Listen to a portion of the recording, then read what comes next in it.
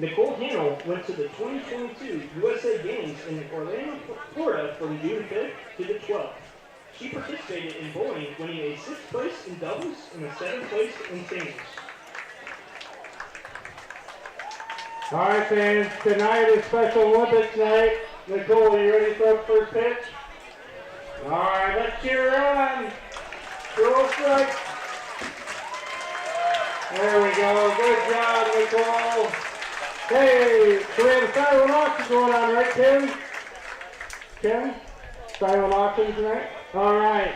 So make sure you get up there. When do we start? 50-50. All the money's going to Special Olympics North Dakota. So get up there and bid. Get your 50-50 ticket. All right, and now here to say Big Six Nation's two awards sponsored by Therapy Solutions. We have Jackson, Colton, Jamie, and Riker. So let's hear it, guys. Okay, so but are we on? Good evening, ladies and gentlemen. Welcome to Dakota Community Bank and Trust Ballpark for some baseball on a Friday. The Big Sticks hosting the Fremont Moo, the first of 5 games. 5 straight games against the Moo. The Big Sticks have 7 straight. After the Moo, they'll play Gem City for 2 at home before traveling to Gem City to take on the Bison. So for right now, the Moo are in town. Our old nemesis, the Fremont Moo. Taking a look at the standings in this one coming in tonight. Fremont at 5-1 in the second half of the season. North Platte at 3-1 in the Nebraska Land Division. Western Nebraska Pioneers, who won the first half, they are 3-3. Hastings 2-3, and the Nebraska Prospects 0-3. In the Big Sticks division, the Great Plains Spearfish leading the way for the second half of the season, 6-2. The Badlands Big Sticks are 4-3. Gem City at 3-4. The Canyon County Spuds 2-5, and likewise the Casper Horseheads at 2-5. Let's look at our starting lineups for this one. For the Big Sticks, defensively, Sam Marhefke on the bump here tonight. Behind the dish, Ethan Babcock-Berry, the catcher. Jackson Fisher over at first base. Sean D., brand new to the team, gets the nod at second base. Alex Thurston will handle shortstop duties. Cooper Dulick moves over to third. In left field, it's Cade Austinson. Jaden Singleton in center, and Austin in right. Big Sticks coached by Ken Johnson and assisted by Cameron Guevara and also Jordan Price. And for the Fremont Moo, Shea Bennett, the head man, Benjamin Asher, an assistant, and a former player for the Moo, Cooper Morrison, also an assist. Our umpires for tonight, Perry Olson behind the plate, and working the field is Jim Olson. Marhefke on the mound to face Kanan Dodge, and we are underway. First pitch, 6:22. Marhefke's first offering inside for a ball, maybe came in a little high as well. 1-0 now to Kanan Dodge, the second baseman defensively for Fremont. If you've been a Big Sticks fan for several years, you've heard the name Kanan Dodge before. Kanan Dodge has been a member of the Moo for several years, and he's also been a little bit of a thorn in the side for the Big Sticks. So we'll see if Sam Marhefke can change that trend here tonight to their leadoff man. Second pitch from Sam, ball 2. Here comes the 2-0. That one's a bit high. Kanan Dodge, your prototypical leadoff man, not a tall guy, but he's got great wheels, and that's why he's in that leadoff spot. And he's currently staring at a 3-0 count from Sam Marhefke. Again, Marhefke working with Ethan Babcock-Berry behind the plate. We'll see what they bring on a 3-0. That one came in high as well, and a 4-pitch walk to start for Kanan Dodge, and not how things wanted to go for the Big Sticks, especially Sam Marhefke. So a free pass issued to Kanan Dodge, and the first batter of the night for the Fremont Moo is aboard. Ben Higdon will now bat second. Higdon, the right fielder, number 39, he bats left after right-handed batter Kanan Dodge got the walk. Marhefke glances over his shoulder, checks Dodge at first. Here's the opening pitch to Higdon, called strike. Sam said, enough of those balls, I've got a strike for you. Ben took a peek, didn't swing. It's 0-1, and Sam is ahead of the count with Zane Scanzi on deck for Coach Bennett and the orange jerseys from Fremont, Nebraska. Here's the 0-1. It's fouled off, and boy, Sam's got the world to work with now. Ahead 0-2 in the count, but he does have to be concerned about Kanan Dodge over there at first. A wild pitch, a pass ball would certainly send Dodge to second and maybe even to third. He's got world-class speed, does Kanan Dodge. So 0-2 now to the lefty, Ben Higdon. Sam taking his time between pitches here. That one sails a bit high and outside. Had a nice conversation with Sam yesterday morning, I believe it was. It might have been this morning. In fact, what day is it? It's Friday, isn't it? It is. Welcome to those watching live on Consolidated and also on the Big Sticks YouTube channel. Joining us here tonight. We thank you for making us a part of your Friday evening. Here's the 1-2 now to Higdon. A bouncer past the pitcher, and it turns into a double play, and when things are going your way, that works out nicely for the Big Sticks. Nicely done by Alex Thurston, the shortstop. Luckily, Sam Marhefke didn't get a glove on that because that would have changed the trajectory of the ball, and that would have messed things up for Thurston. So it goes past Marhefke, and Thurston catches it behind the pitcher's mound, scoops, touches second, throws to first for the double play. And the threat is over for right now. Zane Scansey, the third batter, with bases empty now and 2 down. Scansey, right-handed batter, takes a look at the ball high and inside for ball 1. Zane, the center fielder defensively for Fremont, wears number 7 on his jersey. So Sam walked Kanan Dodge with 4 straight pitches, then came back and had a nice at-bat against Ben Higdon, got Ben to hit into a double play. Here's a towering fly ball right field, but shallow, and the wind pulling it in. It's caught by the right fielder, Austin Bunn, for the Big Sticks, and ultimately a 3-up, 3-down type inning, although they had a base runner, did the Fremont Moo.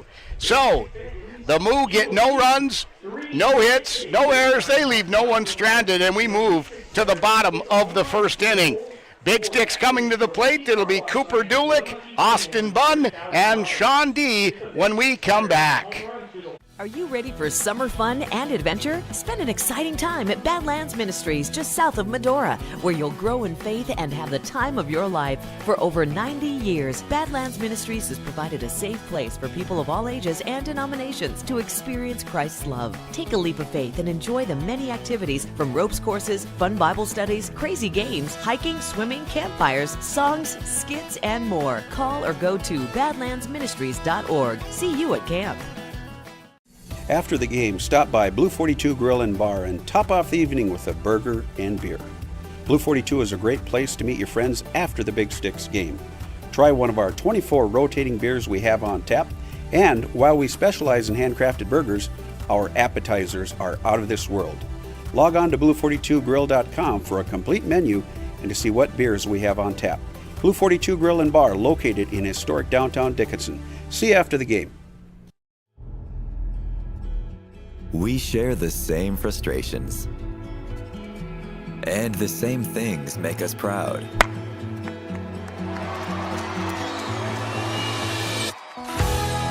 We witnessed their first smile together. We are here for you when you need us most. CHI St. Alexius Health. Imagine better health. Well, back for the bottom half of the first inning. The Moo get nothing on the scoreboard. And on the mound for them is Brody Sintek. Strange parallel with Sam Marhefke for the Big Sticks. Marhefke has pitched in 6 games, and he started all 6. Sintek, the same. 6 starts, 6 games pitched. Marhefke with a 5.33 ERA and very close in parallel. Brody Sintek with a 5.4 ERA. So a lot of similarities between the 2 starting pitchers, and oh, by the way, they're both righties. Cooper Dulick will lead off for the Big Sticks with the bats tonight here on a Friday, and a beautiful Friday night, by the way. The field bathed in sunshine. It's righty on righty battle. Dulick, first pitch, line drive, caught by Kanan Dodge, the second baseman. Now I go back to that. He's a nemesis of ours, our thorn in our side. And instead of with the bat, he got a walk in his at-bat, did Dodge, and now Dodge makes a grab of the first at-bat. And that was a hard-hit ball by Cooper Dulick, but that's going to be a line out to the second baseman, and there's one away with just one pitch, and Brody Syntax thinking, I like this. Batting second for the Sticks tonight, who are in all white, as you see. I really like the all-white uniforms for the Big Sticks, if anybody cares. Austin Bunn at the plate, the right fielder. Double toothpicks on his jersey, takes a peek at ball one, a bit high in the zone. Again, Perry Olson, our plate umpire. Jim Olson working the base paths. Bunn drives it to the gap. Will it be caught? Diving attempt. Did he pull it in? He did. What a catch by the center fielder, Zane Scansey. He extended the body, and I thought maybe the contact with the ground might force the ball loose, and it turned into a multi-base hit for Austin Bunn, but instead Scansey gets up, got up a little slow, maybe a little gingerly on the ribs too, because he landed right on his chest. And just like that, there's two away for the Big Sticks. A line drive, a line out, a fly out, and that leaves Sean D., one of the newest Big Sticks, at the plate. D, number 16, playing second base defensively tonight. He has not played in a home game, so this is his first appearance before the home crowd here in southwestern North Dakota. First pitch called strike, second pitch, a ball to Sean D. So, two down, nobody on, just like the Moo had. A little different path. The Moo had a leadoff walk that turned into a double play for their two outs. Big Sticks, a line out and a fly out. Here comes the 2-1 now from Syntax to D. D, a chopper. It'll be handled by the second baseman. Going to have to hurry. Gets it out and in. So Dodge, nice defensively there for the Fremont Moo. So the Big Sticks go down quietly in the back half of the first inning. Dulick, Bunn, and D retired in order. The last one, a 4-3 putout of Sean D. So no runs, no hits, no errors, nobody left on, and we move to the top of the second inning, scoreless here at Dakota Community Bank and Trust Ballpark. Want to throw some love out to the people at Consolidated.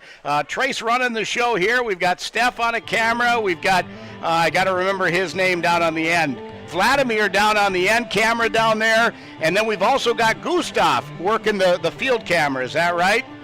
And then there's the silent witness out in the center field or out in the field with a camera as well. Consolidated, as always, doing a fine job of bringing you Big Sticks baseball to Channel 18. We're going to take a timeout. We'll be back with the top of the second next. One of the kids asked, "Why are you helping us?" It just made me realize that this is why I'm doing it. Because of that question right there, we're going to be working with the University of Minnesota Masonic Children's Hospital. We don't just want to be the face of something, we want to get involved and do good things for other people because it makes you feel good. From day one, Choice Bank has been extremely excited to partner with us. When you have partners and people that are that committed to what you're doing, that's when you have success, and that's when you are able to help more people and make a difference. Back to live Big Sticks action on a Friday night. Big Sticks and Fremont Moo, two different divisions and some history between these teams. Fremont Moo defeated the Big Sticks in the championship series for the league back in 2020. And here we are with a brand new Independence League and still a rivalry. Leading off for the Moo, Austin Baskin. He is the cleanup hitter in the order. Shortstop defensively, wears number 30, and he bats right. To face the righty, Marhefke. Backhand by Thurston. He wheels it over to first in time to get the out. Good stretch by Jackson Fisher, the first baseman, for the boys from the Badlands to make the grab. And just like that, Baskin is retired on the 6-3, and there's one away.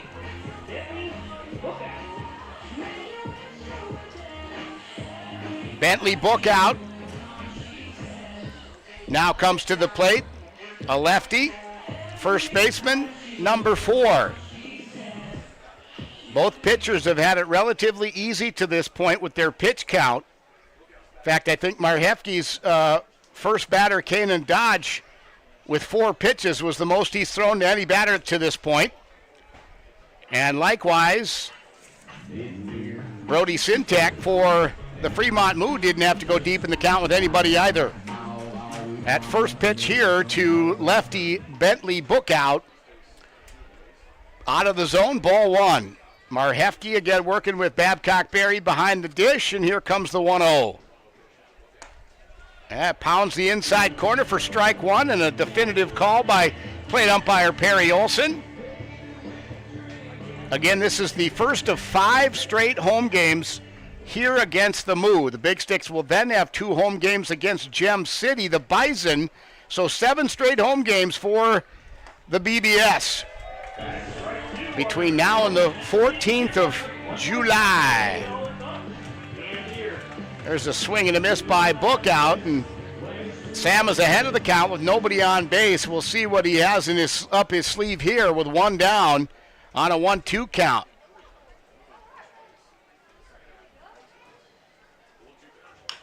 There's a chopper, goes past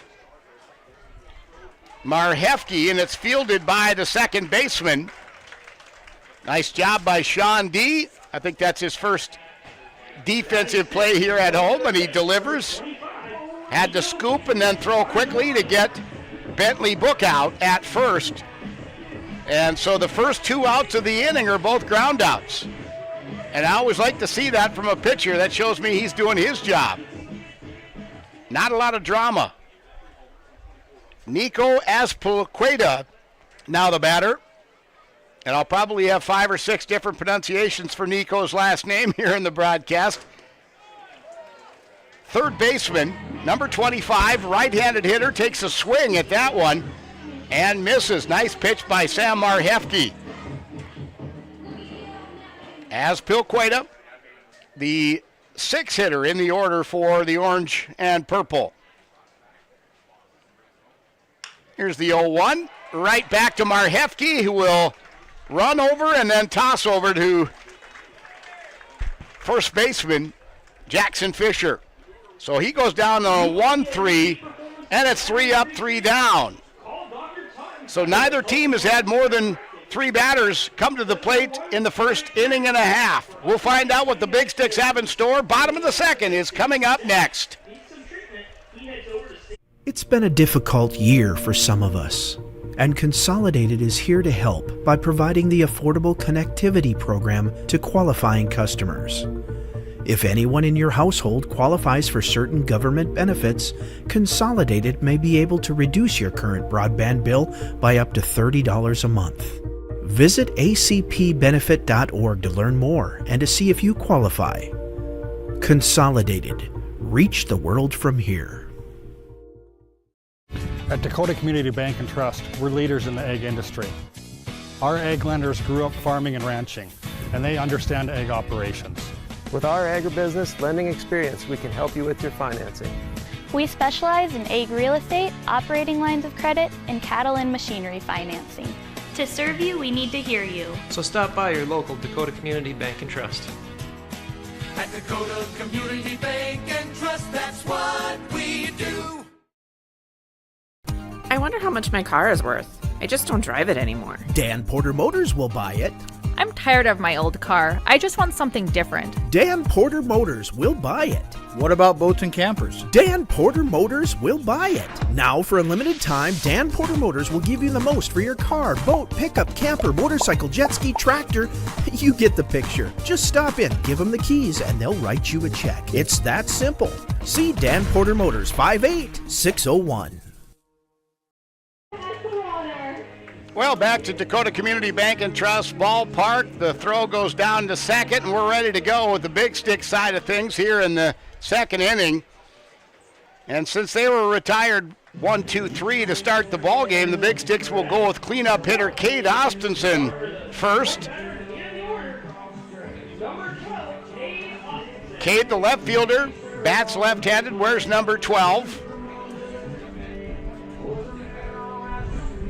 He'll face right-handed throwing Brody Sintek. And our first offering, that one fouled off out of play over the top of the grandstand here behind the ballpark. Starting to see some shadows moving in near Astoria Field. It's printed right behind home plate. But a beautiful night, nice breeze as well. Watching the Stars and Stripes, little blousing going on in right center field.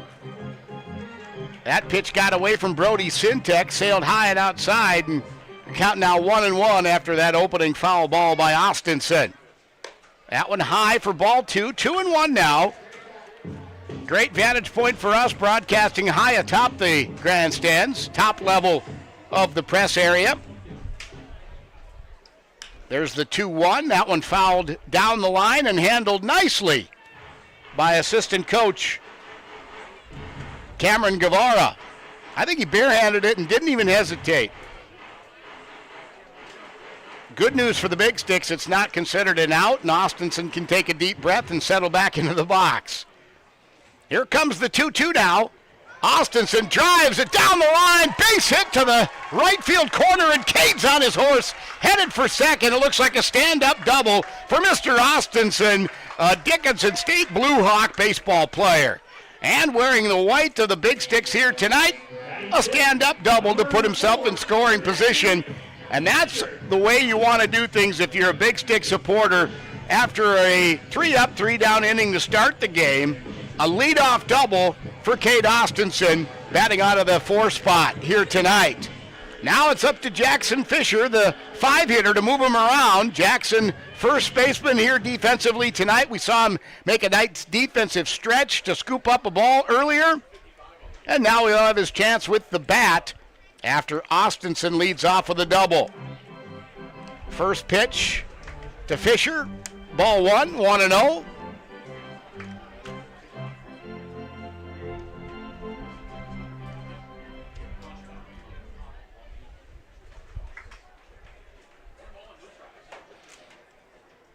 Here comes the 1-0 now. Sintek taking a little more time between pitches. That one fouled off straight down.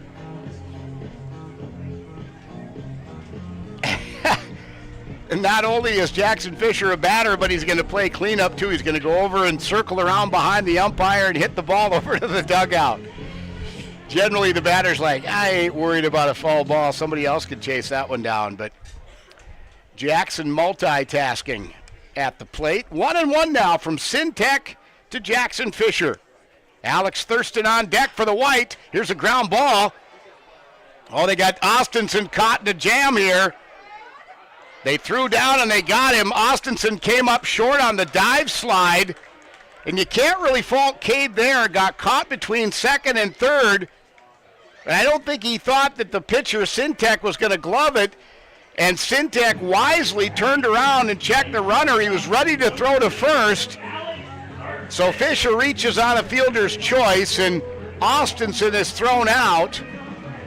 And that'll go down as a 1-5-4 of Austinson. And there's one away. Fisher at first. Now the batter is Alex Thurston, the shortstop for the Big Sticks.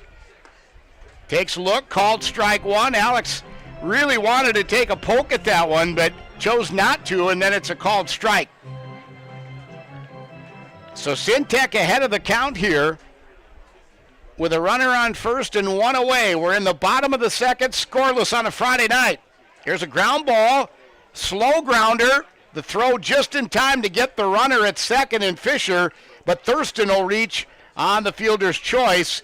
And because of the slower speed of the ground ball,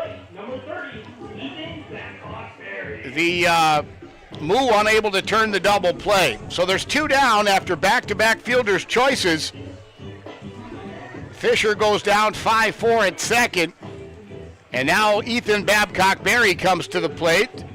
Ethan, the catcher tonight defensively for the Big Sticks.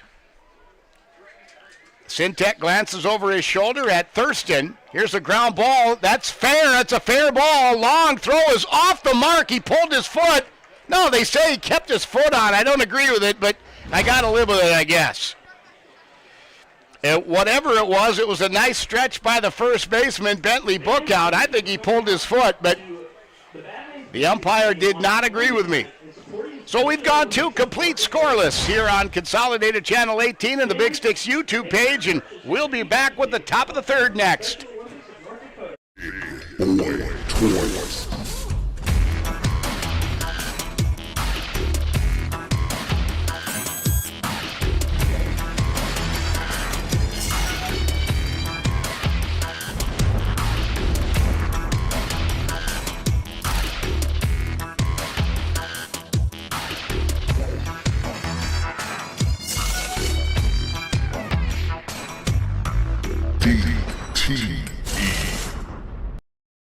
It's more than an international nonprofit organization. The Fraternal Order of Eagles is all about people helping people. They donate more than $10 million a year to local communities, fundraisers, charities, and more. On the local level, the Eagles Club of Dickinson has been serving the community since 1940. They offer lunch specials Monday through Friday from 11 to 1:30. They also specialize in banquets, weddings, anniversaries, benefits, and more. Not a member yet? Stop down and visit them today. The Eagles Club in Dickinson. Call 701-483-3561.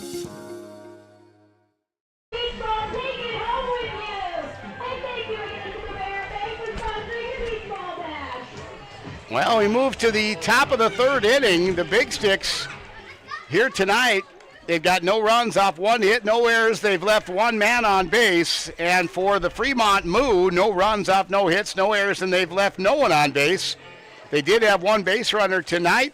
The Big Sticks have had 3 base runners, 2 on fielders' choices, and that leadoff double by Kate Ostenson last inning that ultimately resulted in no runs for the Big Sticks. So the two teams are going to have to figure out how to convert base runners or get guys on and then convert them into runs, one of the two. 7-hitter in the order now for the Fremont Moo. It's Zek Samayoa. Zek, not Zach, but Zek Samayoa. He is the designated hitter for Coach Bennett tonight, wears number 26. And he's a right-handed hitter facing the righty Marhefke, who tosses the first pitch, and it's a called strike on the outside corner. Nice pitch, Sam Marhefke.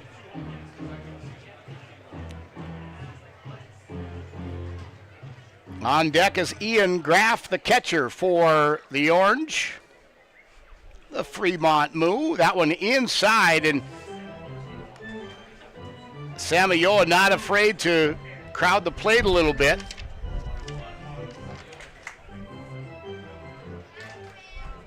That one came inside. 1-1 to count now. Every now and then we get this gust out of the south, and it looks like south and east, which comes right into the press box. Other times it's nice and calm and a little refreshing breeze, and then a gust comes up and throws everything into turmoil. But looking at the Stars and Stripes, hitting anything to right field will be very difficult tonight, especially if it's up in the air. High fly balls may cause problems for fielders as well. There's a swing and a miss, and Marhefke dispatches of Zek Samayoa. And there's one away. First strikeout of the night for Mr. Marhefke, and there's one down. Ian Graff, number 23, to the plate. Graff, a right-handed hitter. Hails from Las Vegas, Nevada, plays baseball for Dixie State University. Yep, lives in Sin City and plays baseball for Dixie State. First offering from Marhefke, low for a ball, 1-0 the count now to Ian Graff, the 8-hitter in the order for the Moo tonight. The 9-hitter Evan Rowe awaits his turn. He is the left fielder, is Rowe. Here's the 1-0. High fly ball, shallow right field, drifting out of play. And it's caught right by the fence. Nicely done. Jackson Fisher, the first baseman. And I like how he adjusted accordingly. And again, that wind could have played a factor there. But Fisher went over and rather than try to snatch it out of the air, he did the scoop and waited for the ball to land in his glove and then squeezed it for out number 2.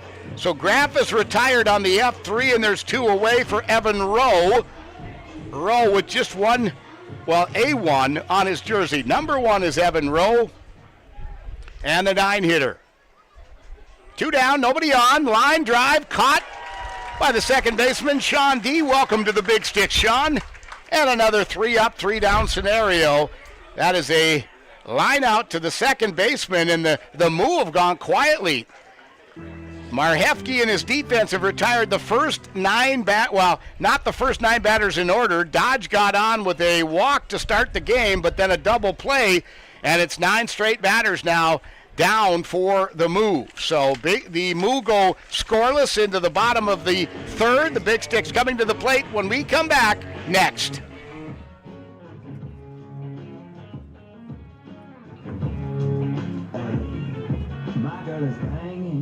Fans, please direct your attention to the field for our ENG Lending Military Veteran Recognition. Tonight we honor veteran Warren Bach. Warren served in the U.S. Army from 1961 to 1964. He was honorable discharged with the rank of E4 in Fort Sheridan, Illinois. Warren was awarded the Good Conduct Medal, Marksman Badge, and Sharpshooter Badge. Warren is in Dickinson and a member of the American Legion Post in New England for 55 years. On behalf of the Badlands Big Sticks, ENG Lending, and our great community, thank you, Warren, for your service and sacrifice to our country. ENG Lending and the Big Sticks would like to present you with a 2022 Big Sticks team signed ball.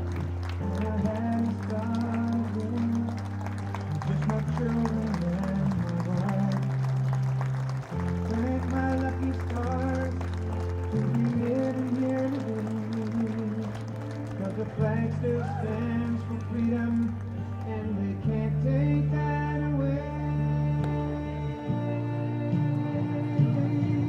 And I'm proud to be an American, where at least I know I'm free. But I won't forget the men who died, who gave that right to me. And I'd gladly stand up next to you and defend her still today.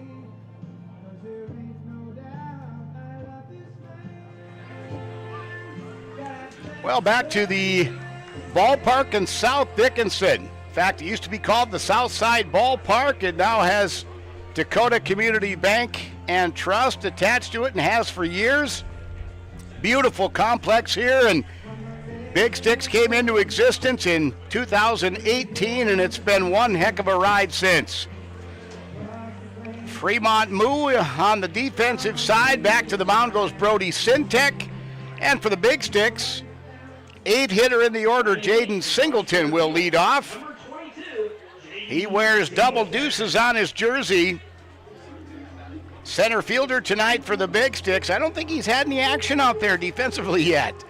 So it's a righty-on-righty battle to start the bottom of the third. And Singleton delivers with a... Oh, my goodness, another diving catch by the Moo. Earlier, it was Zane Scansey, the center fielder, diving and making a great catch. And now it's right fielder Ben Higdon stealing a base hit from Jaden Singleton. And Jaden's got to be thinking, what do I got to do? Are you kidding me? Corey Brownson, the 9-hitter in the order. He is the DH tonight for the Sticks, number 25. With 1 down, nobody on. First pitch called. Strike 1 on Corey. Corey, a left-handed batter. And we've seen Corey show the ability to hit with power and also be a contact hitter. So we'll see what he does here. Other than the fact I don't think he liked the second strike call just now against him, because Corey's in an 0-2 hole right now.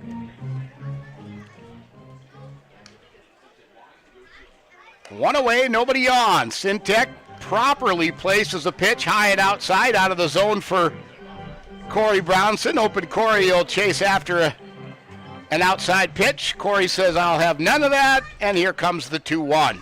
Or 1-2, excuse me. That one swung on and missed, and a 4-pitch strikeout for Brody Sintek, and the first of the night for him. So we talked about parallels for the two pitchers coming in. Parallels here for them, too. That is his first strikeout. Sam Marhefke also with 1 K to his credit here this evening. Back to the top of the order for the Sticks. Cooper Dulick at the plate. He lined out to the second baseman last time up. 0-1, looking to redeem himself here That pitch came in just, well, maybe inside, but also maybe a little high. Had a nice chat with Cooper prior to the game when I was over near the concession stand. There's a called strike one. Cooper said, all right, I've seen it now. Dulick's last at-bat when he lined out to the second baseman Dodge, that was the first pitch. He swung on and lined it out. This time he goes opposite way where he did last time, to his natural side, over the shortstop's head. Austin Baskin had no chance of getting that one, and it's a base hit for Cooper Dulick, the second base hit of the night for the Big Sticks. The other being the double by Kate Austinson to start the second inning. So with 2 down, Cooper Dulick is on board at first with Austin Bunn coming to the plate. 2 away, and now Sintek works from the stretch, glances over his shoulder at Dulick. First pitch to Bunn, high and outside for ball 1, and I go back to Austin Bunn's first at-bat of the night, and that was inches away from being a gapper and probably a multiple base hit, maybe even a triple for Austin Bunn, but it was stolen by Scansey. I mentioned that earlier, that diving catch. We'll see if Austin Bunn can put it that same location, but maybe a little lower and drop it in for a gapper to move Cooper Dulick around the base path. There's a called strike one. 1-1 now to Austin Bunn. Bunn, the 2-hitter in the order. Sean D on deck if given the opportunity for the boys in white.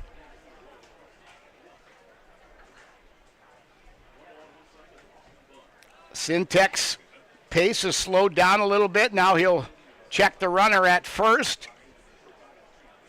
Not sure if he really expects Cooper Dulick to be off the bag too far, but maybe more of just a regroup. Cooper does have a pretty substantial lead over there at first, and Sintek says, I'm not worried about it now, and Bunn delivers with a base hit between the second baseman and the shortstop, and Cooper Dulick, who was off to the races, and now the Big Sticks are going to score. Dulick was off to the races on the pitch, and it worked out perfectly, and I don't know if it was designed to hit and run, but it sure looks beautiful. So Bunn delivers between third and short.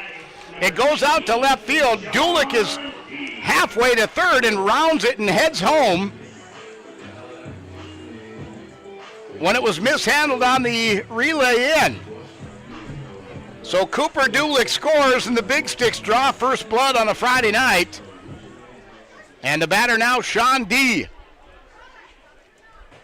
D grounded out to second last time up, and the first pitch from Sintek here is high for a ball.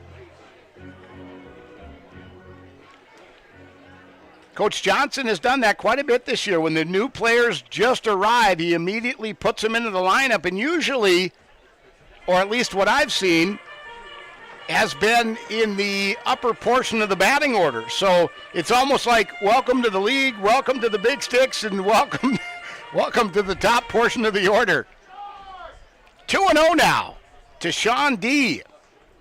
Austin Bunn at first and 2 down. We're in the bottom of the third, and the Big Sticks 1-0 in the lead. That one fouled off out of play. And the count now 2-1 from Sintek to Sean D. D out of Onalaska, Wisconsin. Plays baseball for Illinois Chicago. And again, practically got out of a vehicle and came right into uniform for the Big Sticks. One of the newer guys. I'm not even sure if he made the road trip to Casper or not. I can't speak to that.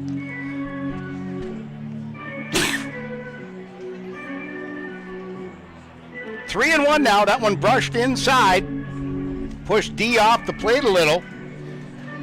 Kate Austinson, who's 1 for 1 with a double tonight, is on deck if given the chance for the Big Sticks. Here's the 3-1, ground ball. Sintek handles it cleanly and throws, and I think Sean D would like to have that one back as he has retired 1-3 to end the inning. But the Big Sticks do get one on the board. They get 1 run off 2 hits, no errors.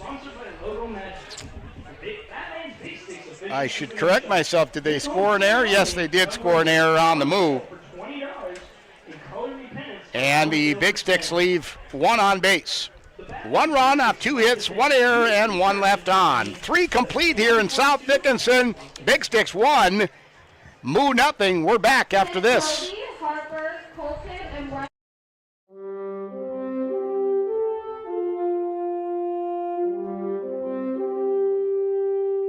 Welcome to the 2021-2022 school year at Dickinson State University. The DSU Heritage Foundation is excited to bring the Blue Hawk Scholarship Fund to the DSU campus.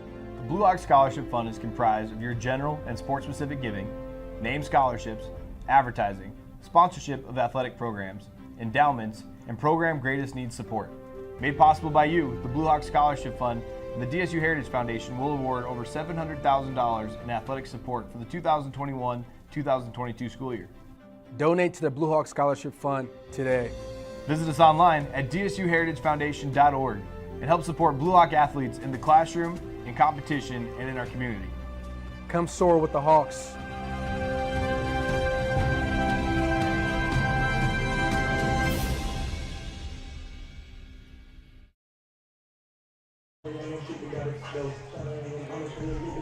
Well, as we move into the top of the 4th inning, knock on wood, but this game is moving along nicely here tonight.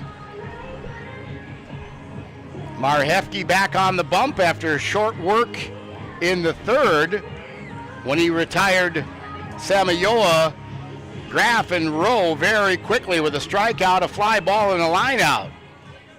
Sam back out there to face Kanan Dodge for the 2nd time tonight. Kanan is the top of the order for the Moo and got a walk on 4 pitches last time up. This time, Sam not messing around. He says, I'm going to throw a strike the first time. It's called strike 1 on Dodge. Here comes the 0-1 now.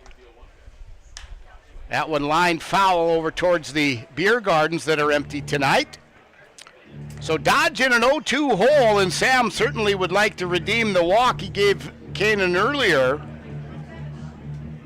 Kanan out of Karenko, Louisiana, hope I pronounced that correctly, plays collegiately for Stephen F. Austin University. And he's in an 0-2 hole against the legendary Sam Marhefke. That one swung on and missed. Nice work, Sam. 2nd strikeout of the night for Sam Marhefke, and 2 in the last 4 batters, so he's finding his groove here. And there's 1 down. Move had 1 base runner tonight, and that was Kanan Dodge to start the ball game. Now it's lefty Ben Higdon, who grounded out to 2nd last time up. He squares around to bunt, and I think that one hit him in the foot. And Ben will trot down to 1st with a bruise. Sam will try to regroup after striking out Kanan Dodge. He, with 1 pitch, has Ben Higdon at 1st base. Not what Sam wanted to do there. And our first hit batsman tonight. Coach Cam Johnson wants to talk to the umpire, Perry Olson, and I have to say, I think he's asking him about whether he turned into the pitch or not. I didn't even know if it had actually hit him or not, but I don't think I could get a replay of that. Nice glasses, Steph. I don't think I could get a replay. So Ben Higdon at 1st with an HBP hit by pitch. Zane Scansey at the plate. He flew out to right field last time up.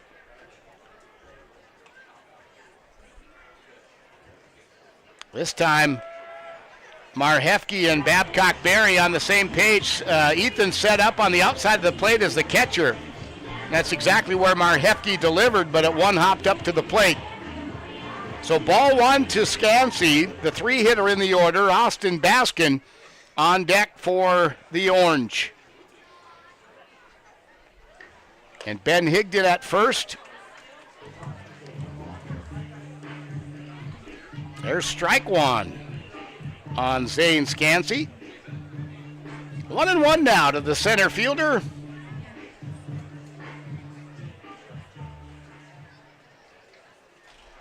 Marhefke checks the runner in Higdon at first, and now we'll throw over there.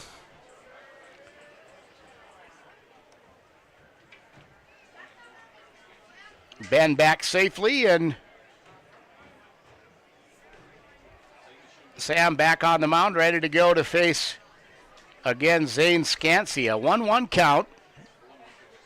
Swing and a miss, nice pitch. 1 ball, 2 strikes, 1 out, 1 on. Beautiful Friday night for baseball.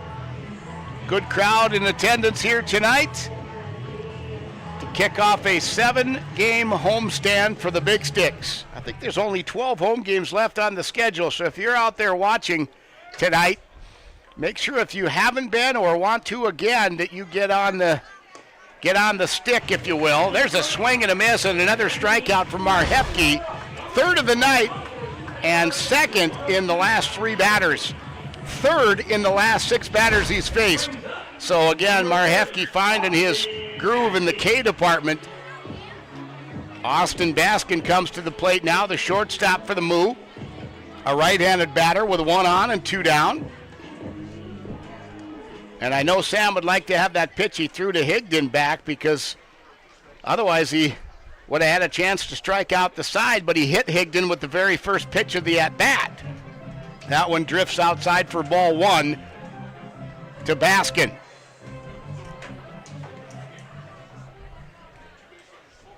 So yeah, if you haven't been to a Big Sticks game this year, we highly recommend it. It's family fun, and there's something to do for everybody.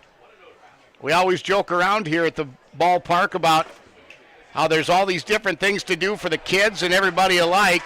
Here's a ground ball to short. Thurston dives into center field, flops it back to Sean D for the out, and Higdon is thrown out on the 6-4. And that'll do it for the top of the 4th inning. The Moo get no runs off no hits, no errors. They do leave 1 stranded.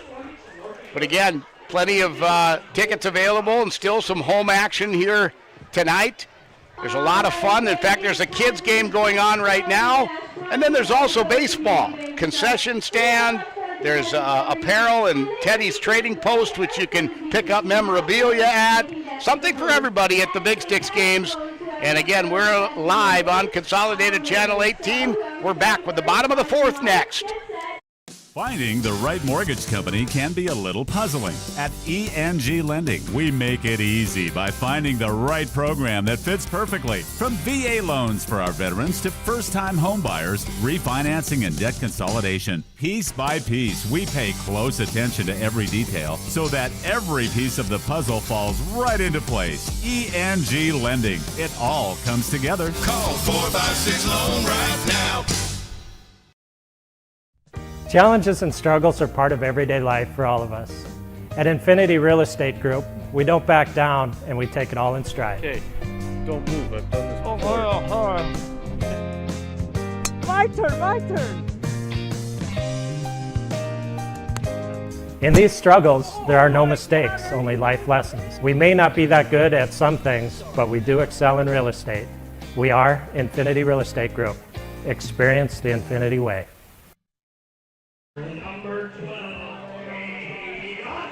Well, Sam Marhefke doing a nice job for the Big Sticks as the starting pitcher tonight. And Sam initially was pitching last Saturday before the game got rained out after 2.5 innings. So they moved Sam back into the rotation, and here he is on a Friday, 6 days later. Austinson will lead off for the 2nd time tonight, and he's not even the top of the order. He's the cleanup hitter, and he's led off twice, including this one. He doubled last time up in his first offering from Syntec, ball 1. Brody working quickly between pitches, ball 2 now. Scoreboard doesn't indicate it yet, but Syntec a righty, Austinson a lefty. Cade goes down the first baseline, stays inside the chalk, unfortunately for the Big Sticks, and Bookout catches, trots a few steps in front of him, and tags the bag to retire Austinson. That is a 3 unassisted for out number 1. Jackson Fisher now comes to the plate. Fisher reached on a fielder's choice last time up. Actually hit into the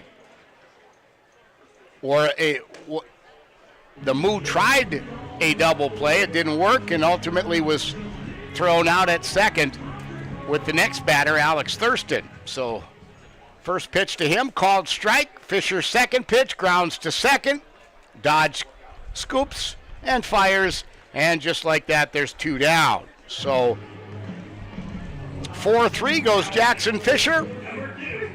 And by the way, if you're a regular viewer, listener of Big Sticks baseball on the road or at home, normally you're listening to a young man named Luke, our broadcast intern for the Big Sticks. He's done a stellar job this year.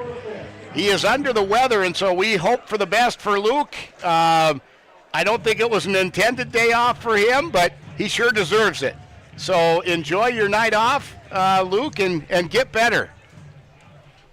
First pitch, called strike on Alex Thurston, who reached out a fielder's choice last time. This time, Sintek again, who was really picked up the pace between pitches. That one, ball one. Here comes the 1-1 now. Oh, almost glanced off Thurston. Actually, I think Alex may have avoided being hit by a pitch there, and with 2 down and nobody on, I'm sure the coaching staff is thinking, you got to wear that one, Alex. Don't avoid that. Let it go off your shoulder and get on first base. There's ball 3 now, 3-1 to Alex Thurston. That's 3 straight balls thrown by Brody Sintek. Again, Thurston can get something started and get on base here. Here's a ground ball, but foul. And I think that bounced straight down in the batter's box, ended up out in front of the plate. Good hustle by Ian Graff, the catcher for the Moo. And now the count is full, and we haven't seen a lot of that here tonight. I mentioned it earlier. Neither pitcher has gone real deep into the counts. In fact, if my noggin serves me correctly, this is the first time we've had a full count here tonight. And here's the payoff pitch. Fouled off out of play by Thurston just to add another pitch to the pitch count of Brody Sintek.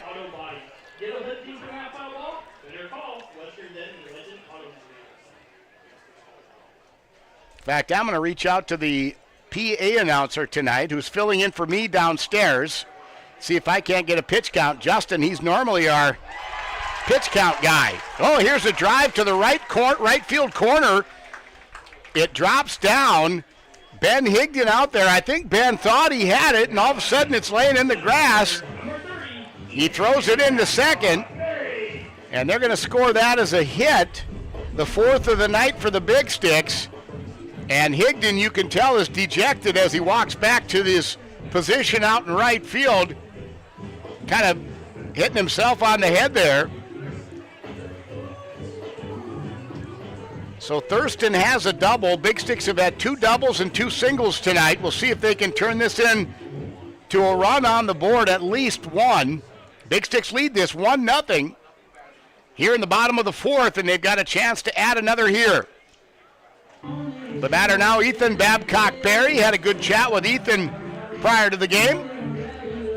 Hadn't actually spoken to this young man prior to that, so Ethan out of San Diego, California, plays baseball for MSU Billings. First offering to him, ball 1. Sintek right back at it. That one paints the outside corner. Actually, more like pounds the outside corner. 86-mile-an-hour fastball from Brody Sintek, and the count is even at 1s. Thurston with good wheels. He's got great speed at second. First base empty, and there's 2 away. So a huge at-bat for Babcock-Berry. Here's a ground ball, hit sharply to the shortstop, who bobbles momentarily, regroups and throws. Baskin over to Bookout for the 6-3 putout to end the threat and the inning. We've played 4 complete here in South Dickinson, Dakota Community Bank and Trust Ballpark. Big Sticks 1, Moo 0. Top of the 5th is coming up next. At Justin Glass, they specialize in window replacement and repair while keeping the structure and safety of the vehicle intact. With over 20 years of experience, Justin Glass works with all insurance companies and have the best cash prices in town. Looking for something fun? Stop by next door and enjoy a round of golf and a beverage with your friends in their golf simulator. Drive by the rest, then come to the best, Justin Glass. Now more than ever, your safety depends on choosing the right body shop to repair your vehicle. Unfortunately, not every body shop makes the investment to stay current. The technicians at Legend Auto Body of Dickinson are certified in the latest auto body repair techniques. And we use eco-friendly Sikkens paint for the best possible finish on your vehicle. We're also certified with most major insurance companies to return your frame or finish back to its original condition. For a job done right, call Legend Auto Body today. Digging it, the 811 game. Will you play by the rules? Choose your location. City home. Choose your project. Fence. Let's get started. Sure you're ready? Continue. Hold on. There's a whole network of utilities starting just inches underground. Call before you dig, or it could be game over. Stay on top of your game. Call 811 or visit nd1call.com.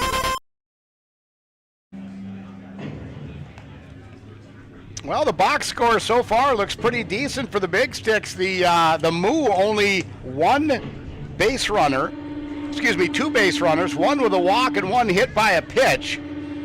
So no runs, no hits, no errors, and they've left one person on base tonight. One Moo batter on base. For the Big Sticks, they've got one run off 4 hits, one Moo error, and the Big Sticks have stranded 3. So ratio-wise, I think the Moo win the battle, but the Big Sticks are winning the battle on the scoreboard. The most important number, they're up 1-0. And as they were able to convert back in the Big Sticks converted that run back in the 3rd inning. Marhefke back on the mound, and he'll face Bentley Bookout. Bookout, the 5-hitter in the order, a lefty. Bentley grounded to second last time up. Big Sticks have the shift on. They've been doing that a lot this year. In fact, the only infielder on the third base side is almost playing shortstop, and that is Cooper Dulick.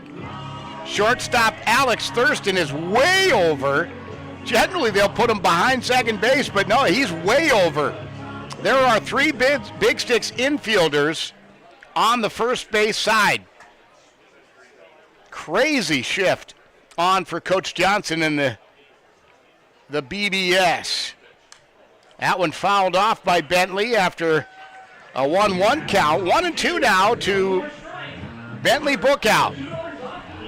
Nico Azpilcueta on deck.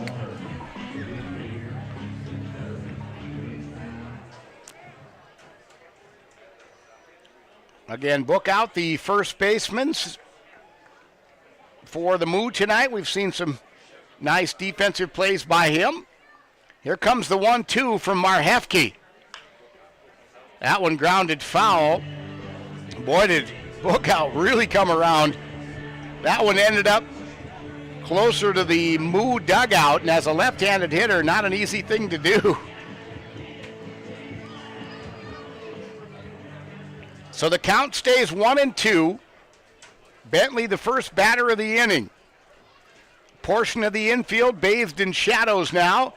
Bentley drives this one deep to right field. On the run back there is Austin Bunn. He snags it out of the air for out number 1. Boy, coming off the bat, I think there was some nervous moments there for Big Sticks fans. Right off the bat, but again, you're hitting into the wind out there, and there's some humidity, so the ball is not carrying like it might, especially to right field where the wind is blowing in.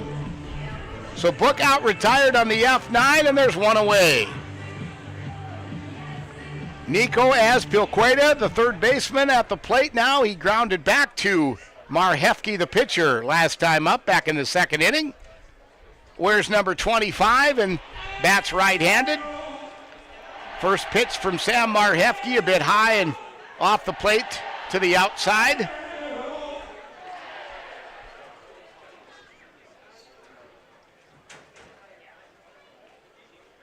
Marhefke back to work on the 1-0. That one swung on and missed, and boy, did Azpilcueta go after that one. Unsuccessfully, thank goodness. That one might still be landing in center field. Holy catfish. So 1-1 now to Nico. Samayoa on deck for the move. That one high for ball 2. Plate umpire Perry Olson was contemplating calling that a strike, but I concur with his call. And Azpilcueta is not a short guy. Pretty big strike zone, but that was just a tad high. So 2-1 now to Nico. Swing and a miss. Nicely done, Sam Marhefke, and there's 2 strikes now. This has been quite a battle between these two. 2-2 the count.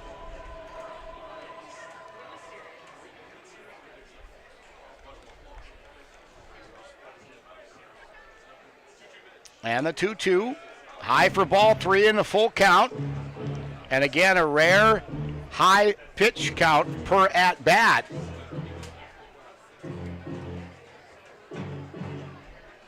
Pitch is starting to add up a little bit, though, because book out, if I'm not mistaken, saw 6 pitches. And this is pitch number 7 to Azpilcueta, and Azpilcueta checks his swing and then looks back at the umpire. I thought he went around anyways, and I also thought it was a strike, so I don't know what the discussion was about. But Azpilcueta retired on the strike, the 4th of the night for Sam Marhefke. And Sam retires the first 2 batters he's faced here in the top of the 5th inning. Zech, that's Z-E-C-H for those of you playing at home. Samayoa at the plate now with 2 down and nobody on. He struck out last time up. In fact, he was Sam Marhefke's first strikeout victim of the evening. Here's a high fly ball on pitch number 1, and another 3 up, 3 down, as it's caught by Jaden Singleton out in center field. So the Big Sticks pitching, Sam Marhefke, and the defense have really taken care of business tonight, only allowing 2 base runners for the Moo. And we move to the bottom of the 5th inning. Big Sticks 1, Moo nothing. Bottom of the 5th, Sticks at the plate when we come back. Make the most of your summer with a quick stop at Rosie's Food and Gas in South Dickinson. You'll find everything from live bait to lottery tickets. Pick up a hunting or fishing license, or even borrow a life jacket. Cool off with a For Real ice cream shake, or pick up a snack on the way to the Big Sticks game. Rosie's Food and Gas, 1 block west of the Astoria Field in Dickinson.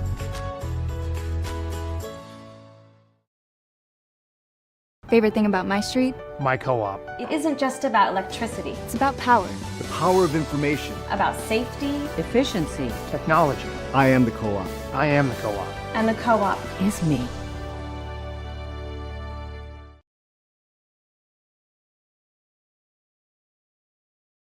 At Sachs Motor Company, we would like to thank our military and first responders for all you do for our communities and our country by offering our military and first responder dealership VIP program. Just present a valid form of ID or proof of employment and you'll receive the GM supplier discount on new vehicles or $500 off pre-owned vehicles. You'll also receive 15% off on most service and parts. Get additional benefits by joining the GM My Rewards program. See SachsMotor.com for more details. And from our family to yours. Thank you. Chevy, find new roads.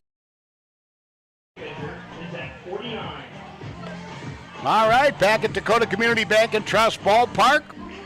Just got a pitch count update from the boys downstairs.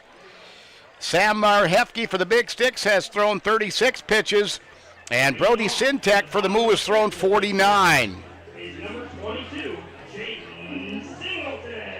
Leading off for the Big Sticks here in the bottom of the 5th inning, Jaden Singleton. Jaden flew out to right field last time up on a stellar catch by Ben Higdon. So again, Jaden Singleton inches away from a multi-base hit because that was in the gap between right and center field when Higdon ran it down. So if he can lower that just a tad and put it in the same spot. There's a huge gap between right and center right now. First pitch from Syntec fouled off by Singleton. Here's the 0-1, and that is strike 2. So Jaden will have to protect the plate in an 0-2 hole with the 9-hitter Corey Brownson on deck for the Big Sticks. Here's the 0-2. Good eye by Jaden Singleton. A high percentage of batters that go after that pitch on an 0-2 count, but it was low and good choice. Jaden out of Des Moines, Iowa, plays baseball for Des Moines Area Community College, and that's been somewhat of a pipeline for the Big Sticks. A lot of players have come out of DMACC.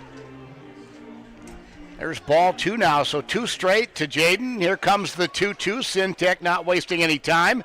Jaden goes opposite way, and it's going to be caught. He's getting good wood on the ball. It's unfortunately it's hanging up just long enough for the fielders to get to it, and that one Higdon didn't have to do much. Now keep in mind, Jaden is a right-handed batter, but he's going the opposite direction to right field, and Higdon has played it perfectly both times. So Singleton flies out to start the inning. The bottom of the 5th for the Big Sticks, and Corey Brownson now at the plate. After striking out last time, 1 pitch, fly ball, fly out. It's caught by Evan Rowe. Evan kind of looking into the sun right now as it fades to the west, and made a nice adjustment, made a nice catch, and there's 2 down. Those are the kind of at-bats, and I'm not pointing fingers. I'm just saying in general, when you have a 1-pitch fly ball, fly out situation, a pitcher like Brody Syntec, who's on up over 50 pitches now in the 5th inning, has got to be loving those types of at-bats. So 2 down, nobody on. Top of the order, Cooper Doolett. Cooper 1 for 2 tonight, both times good contact. He singled and lined out to the second baseman. There's a called strike on the outside corner, much to the chagrin of Doolett. Cooper staring at a 1-1 count with bases empty and 2 outs, excuse me. That one caroms up and off the shin pad of Ian Graff, the catcher, and over towards the Big Sticks dugout. Austin Bunn says, I got it. So 2-1 the count now to Cooper Doolett. That one fouled off. Not even sure where that ended up. The catcher's wondering the same thing. Where did it go? Oh, it actually came back and caught the umpire. The umpire caught the ball off his chest pad, and the catcher couldn't figure it out, so he asked the umpire, where'd that ball end up? And he said, right here, and he showed him. That doesn't happen very often. Cooper steps out of the box on a 2-2. It's deuces across. 2 balls, 2 strikes, 2 outs. Bottom of the 5th, Big Sticks 1, Moo, nada. Nobody on. Doolett, ground ball, 1 hopper over to the 3rd, long throw, got him. Azpilcueta, the 3rd baseman, played that one nicely, very fundamentally sound, and the throw over to 1st to Bentley Bookout. And the Big Sticks retired quietly, 3 up, 3 down on 2 fly balls and a ground out. No runs, no hits, no errors, nobody left on. After 5 complete, the Sticks cling to a 1-0 advantage here on Consolidated and on the Big Sticks YouTube page. We're back with the top of the 6th next. Clogged or slow-moving drains are no match for Josh and his licensed techs at Unplugged Drain Cleaning of Dickinson. They provide 24-hour service to solve all your sewer problems, using only the best equipment along with the latest drain camera technology to resolve issues while maintaining the integrity of your pipes. They take pride in thoroughly explaining your options, providing free estimates and great service, and making sure your issues are resolved permanently. Contact Unplugged Drain Cleaning at 701-290-9737 or online at unpluggeddrains.com. Farming and ranching are more than just jobs. It's your way of life. And financially, you want to work with somebody who understands your way of life. More ag, less aggravation. Join the herd at Western Cooperative Credit Union. If you're looking for a home loan or want to refinance your existing loan, the single smartest thing you can do is go to a credit union like Western Cooperative. We make it easy, you make it home. Join the herd at Western Cooperative Credit Union. Moo coming to the plate now, top of the 6th inning. Ian Graff will lead off. He is the catcher defensively for the Moo. Number 23. Ian is 0 for 1 on the night. Flew out to the first baseman, Jackson Fisher, back in the 2nd inning. Marhefke on the bump again. Here we go. Again, Sam has thrown 36 pitches prior to that one high and inside. Pushing Graff off the plate for ball 1. So Marhefke well below the pitch count for Brody Sintek for the Moo. And trying to keep that rhythm going here is Sam. Here comes the 1-0, that one outside. Exactly where Babcock Berry had positioned himself as the catcher, and the count now 2-0.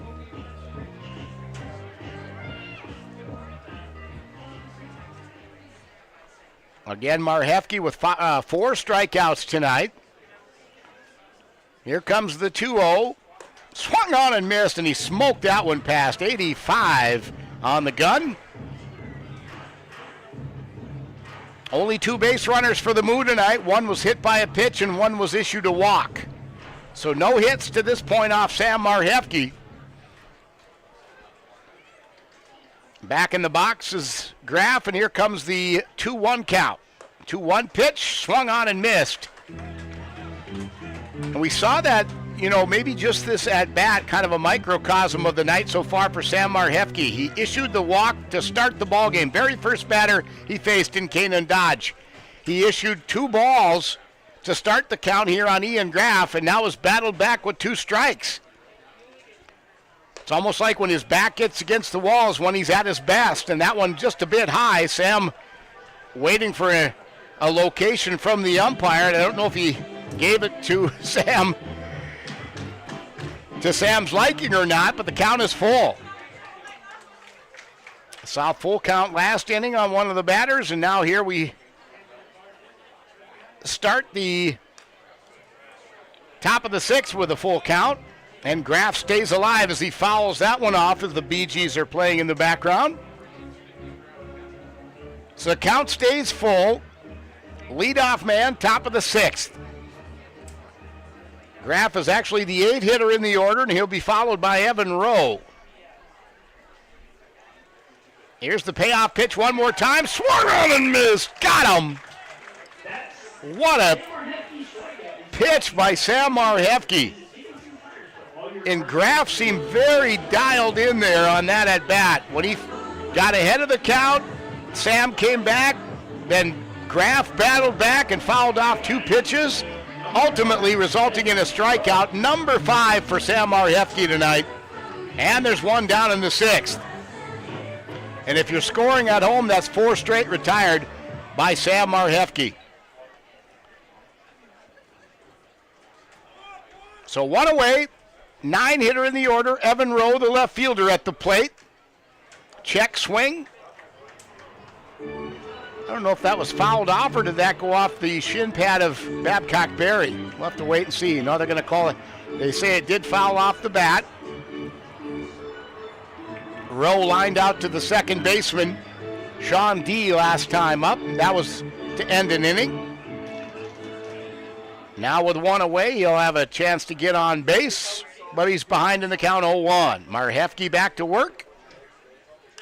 That one lined out to right field, coming in. What a catch by Austin Bunn! First of all, Bunn was playing Evan Rowe very shallow, and I think that's a wise spot to be. Rowe is the 9 hitter in the order. He's not a power hitter, and if he goes opposite field, it's probably going to be shallow, and if Bunn hadn't played him shallow like that, he'd have never been able to make the diving catch. As he dives in, holds the glove up in the air, highlight reel material by Austin Bunn on a Friday night, and there's 2 down. Kanan Dodge back to the plate for the 3rd time tonight, walked to start the game, and has since then struck out. There's the strike to start the count. And I think one other part of that first at bat for Kanan Dodge, when he got the walk, immediately the Big Sticks twisted a double play on Higdon to get Dodge off the base path. So it was just like a 3-up, 3-down inning, and I think that was critical. Marhefke in the windup, and that one comes in wild. I don't know if they're going to score that as a wild pitch or a pass ball. It kind of caromed off the catcher's mitt, but very hard to collect for Babcock Berry. So 1-1 now to Kanan Dodge. Dodge 0 for 1 tonight. Again with the walk and the strikeout. And here comes the pitch. Just off the plate and just a tad outside. An eyelash, I think it was. So 2-1 now. That was 86 miles an hour from Sam Marhefke. And we are in the 6th inning. Sam's been pretty consistent, mid-80s. That one just a bit high for Kanan Dodge. And that's where Sam struggled in the first at-bat. I think 3 of the 4 balls, it was a 4-pitch walk, and I think 3 of the 4 all came in a little high, but again, Dodge is not a taller player. So a tight strike zone for Kanan Dodge, and here comes the 3-1 now. Marhefke way outside for ball 4, and for the second time tonight, Kanan Dodge is issued a walk. A free pass in his pocket, headed to first with 2 down. And I don't think there's anybody more disappointed than Sam Marhefke at this point as Sam steps off the mound and regroups, wipes his brow, back up and ready to go against left-handed hitting Ben Higdon.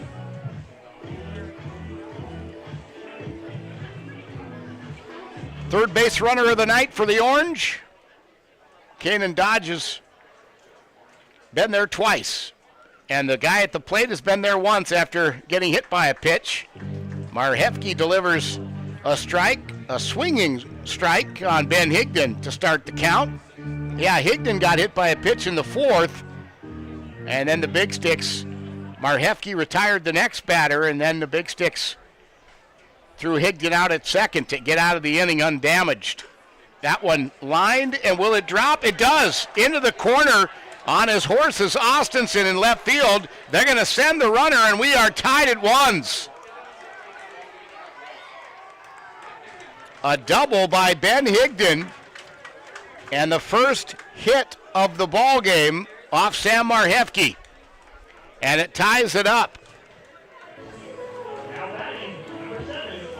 Certainly these two teams are 2 of the better teams in the Independence League. There's no doubt about that. And the rivalry, after playing in the championship series against each other in 20, the rivalry has certainly developed over the years. And neither team ever really seems to, be in a comfortable position to say, hey, we got this one. The other teams always seem to battle back. So we're tied at 1 now. And the batter is Zane Scansey. Scansey, deep fly ball left field, and that is gone. A home run. Wow. And quickly, it's a 3-1 ball game. Now keep in mind, this is with 2 outs. And now Sam Marhefke will really have to clear his head as he gets back on the mound.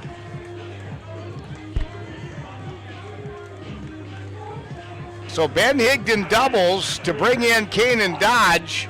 Zane Scansey then homers to bring Higdon with him. No hits through 5 1/3, and then bam, a double and a home run back-to-back off Sam Marhefke, and now it's time for Sam to respond. He just needs 1 more out to get out of the inning. His first pitch here to Austin Baskin is outside for ball 1.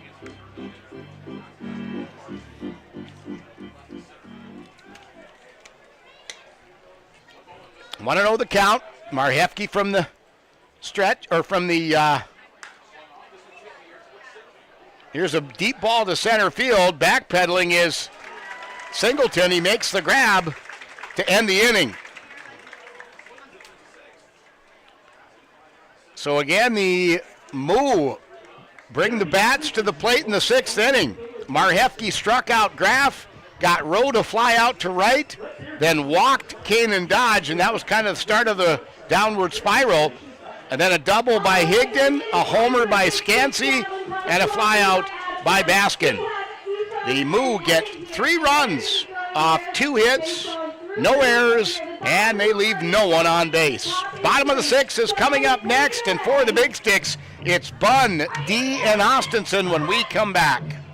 West Dakota Oil and Fitterer Oil Company proudly offers products and services that help fuel our customers' lives with clean burning propane and bulk fuel and convenient on-site delivery with premium farm and road fuels. We provide energy where and when you need it most, with locations throughout Southwest North Dakota. West Dakota Oil and Fitterer Oil Company. Locally owned, locally strong. The products you need with the service you deserve.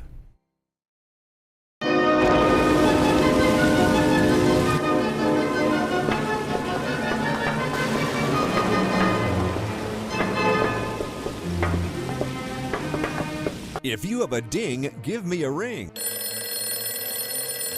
Western Dent fixes minor dents without painting. Visit our shop or call us for mobile service. For a free estimate, call Western Dent in Dickinson at 260-2803, your paintless dent repair specialist.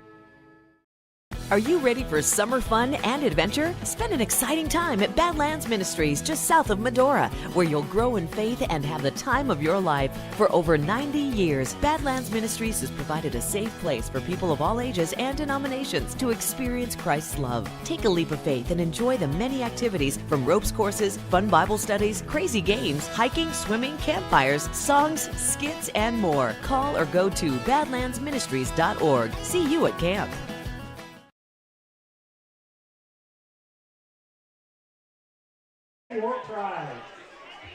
Well, the box score right now looks like this. The Moo, 3 runs off 2 hits. And the Big Sticks, no Big Sticks errors tonight defensively. The Big Sticks with 1 run off 4 hits and 1 Moo error. So ratio-wise, the Moo have done a much better job of converting runs, and they did it there with a walk, a double, and a home run. Austin Bunn will lead off for the Big Sticks in the bottom of the 6th. And he takes a peek at a called strike from Brody Sintek, who continues to hurl for the Moo. Bunn, D, and Austinson, 2, 3, 4 hitters for the Sticks this inning. Here's the 0-1, and nice looking pitch from Sintek. Bunn goes after it with great vigor and misses. So 0-2 the count now from Austin Bunn, and one thing that Sintek didn't have until just now was run support. And now he's got it. Now he's got a 3-1 advantage. It's a little easier to pitch, not as much pressure on you.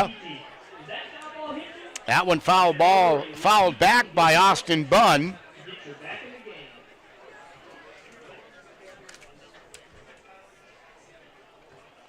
So the count stays 0-2. Righty on righty battle, and Bunn goes after that one. Austin was 1 for 2 prior to that, and then he strikes out here. That is strikeout number 2 for Brody Sintek. He hasn't had one since the 3rd inning. But defensively and pitching for the Moo have retired the last 5 batters for the Big Sticks after that double by Alex Thurston back in the 4th. Now it's Sean D coming to the plate. Sean is grounded to second, grounded back to the pitcher. Looking for his first hit here tonight and looking to get it out of the infield. First pitch to him, called strike 1 from Brody Sintek. Cade Austinson on deck, who's 1 for 2 tonight. There's a ball, 1-1 now to Sean D. That one just missed. Boy, very close. Sintek has to be wondering where that missed. Going back to that eyelash thing. That might have been a whisker, but it was very close. Ball 2, 2-1 now, and there's called strike 2 on Sean D. Again, D brand new to the team. Count 2-2, 1 away, nobody on. Oh, almost hit D with that one. D kind of ducked his torso back, otherwise I think he gets hit by the pitch. Twice tonight, Big Sticks have somewhat avoided being hit by a pitch. That one fouled off, and it caroms off the wall and bounces out to first baseman Bentley Bookout. Now, obviously that is not playable, but Bookout probably hoping it would be. So the count is full, something that Syntec hasn't had in a while, a full count for a Big Sticks batter. Using some extra pitches here in this at-bat. That one inside, just off the plate inside, just missed. And Syntec kind of stood there and stared to see, and it's a ball four. Sean D is headed to first with a free pass in his pocket. And looking back at the box score, that is the first walk issued by Brody Syntec tonight. He's been throwing strikes, there's no doubt about it. Big Sticks have scattered 4 hits and now have their first walk of the night. And that brings Cade Austinson to the plate. Austinson doubled and grounded out to the first baseman. Boy, long lead for Sean D over at first. Syntec not really paying him much mind, and swing and a miss for Cade Austinson. Syntec, that one fouled off, and Cade is in an 0-2 hole here. 1 out, 1 on. We're in the bottom of the 6th inning. Big Sticks led going into the 6th, 1-0. The Moo hung 3 on the board in the top of the 6th, and now the Big Sticks would certainly like to cut that down here and get somebody across the plate here in the bottom of the 6th. That one inside for a ball, but very close. And Syntec, when he misses, he is not missing by much. As the shadows start to engulf the infield, or almost engulf the infield, the area between the pitcher's mound and second still has a little sunlight there, but the rest of the infield pretty dark at this point. The lights are on here at Dakota Community Bank and Trust Ballpark. Here's the 1-2. Fouled off. Back to the net by Austinson as the Bee Gees are playing Staying Alive.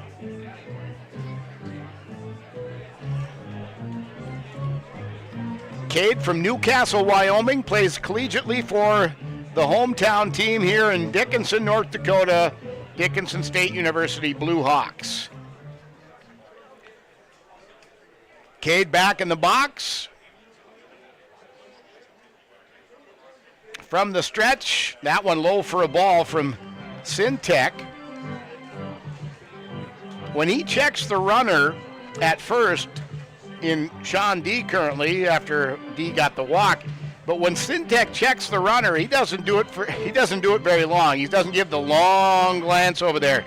It's a brief look. Now he gives him a second look, a little bit longer. He heard me talking on the broadcast. That one hops up. That is ball 3, and it also gets away from the catcher, Ian Graff, and that'll send Sean D scooting down to second. The force is off.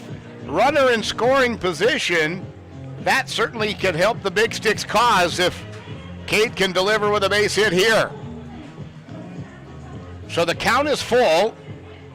In fact, Austin Bunn had a full count as well. So 2 out of the last 3 batters, and Syntec starting to use some pitches. Austinson, a towering fly ball. It's going to stay in play, and the first baseman is over there to handle the catch, and not what Cade Austinson wanted to do there, but he is retired on the F3. Number 4, the first baseman, First baseman Bentley Bookout's been busier than Evan Rowe out in left field tonight. He's had a couple of unassisted plays, and he's also caught, let's see, a fly ball, or was it 2? Looks like just 1 for him.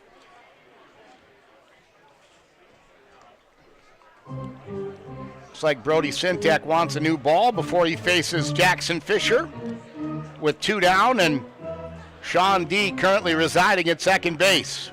Fisher reached on a fielder's choice in the 2nd inning, grounded out to second in the 4th inning, and this is 3rd at bat of the night. Whew, good looking pitch. I know hindsight's 20/20, but if I'm Jackson Fisher, I'm going after that one. Good-looking pitch from Syntec, and it was actually very hittable. So Jackson in an 0-1 hole here. Wanted to go around there, and it dropped. I don't know if Syntec pulled the thread on that one, but it dropped and it got away from the catcher, which now sends Sean D over to third. I think they're going to score that as a pass ball as it went off the catcher's mitt of Ian Graff. So the count now 1-1 to Jackson Fisher.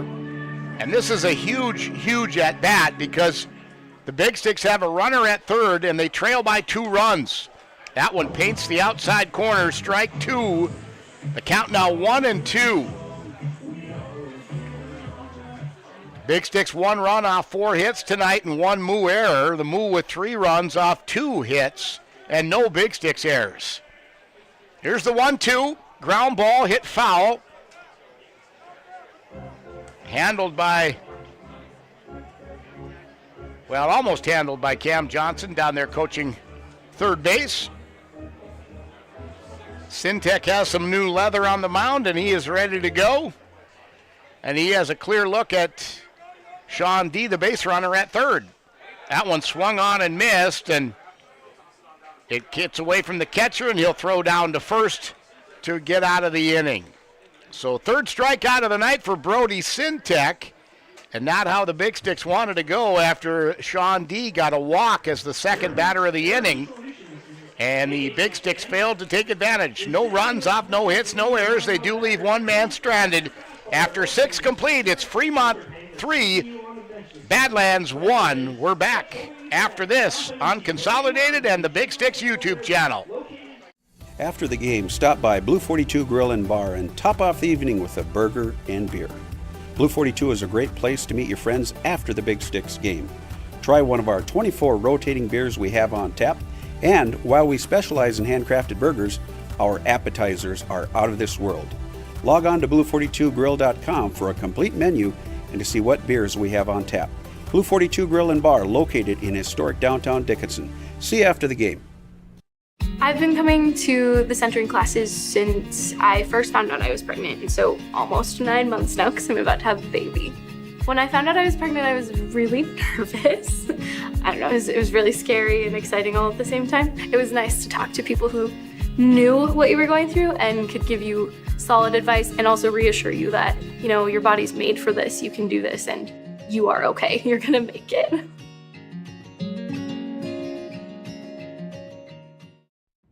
One of the kids asked, "Why are you helping us?" It just made me realize that this is why I'm doing it. Because of that question right there, we're going to be working with the University of Minnesota Masonic Children's Hospital. We don't just want to be the face of something, we want to get involved and do good things for other people because it makes you feel good. From day one, Choice Bank has been extremely excited to partner with us. When you have partners and people that are that committed to what you're doing, that's when you have success, and that's when you are able to help more people and make a difference. Bentley Bookout, the leadoff batter for the Moo in the top of the 7th. And with one pitch, high, towering fly ball out to right field. Austin Bunn makes the grab, and there's one away with one pitch. Second time tonight, Bookout is flown out to right field, and he's 0 for 3 at the plate. So one down, Nico Azpilcueta coming to the plate. Nico also 0 for 2 with a ground out to the pitcher and a strikeout. Marhefke still on the mound for the Big Sticks here in the 7th. Both pitchers to this point have gone the distance. That one outside for a ball 1. Samayoa on deck for Coach Bennett and the Moo. There's a called strike 1. A nice pitch from Sam Marhefke. 1-1 now to Azpilcueta.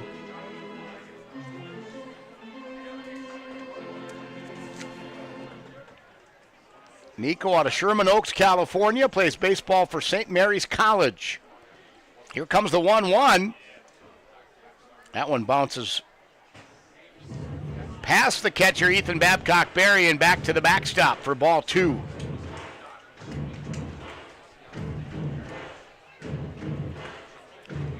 Big Sticks in all white with red caps, as I mentioned earlier. The Moo donning their orange tops and gray pants. Purple and orange their colors for the Moo.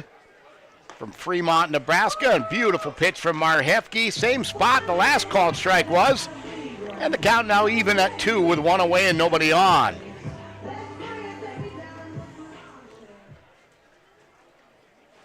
Marhefke getting the sign from Babcock Berry behind the plate, and here comes the 2-2.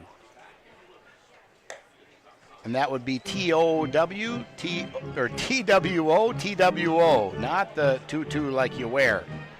That one outside for ball 3, and a full count now for Nico Azpilicueta.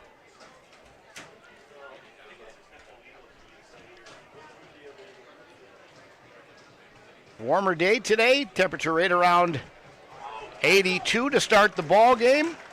First pitch was 6:22. Sure is a beautiful evening though here, summer of 2022, and there's a strikeout of Azpilicueta. Strikeout number 6, a 6-pack for Sam Marhefke, and there's 2 down with nobody on. Zek Samayoa comes to the plate for the 3rd time tonight. He is struck out and flown out to center. And the pitch. Called strike on the outside corner to Samayoa. And again,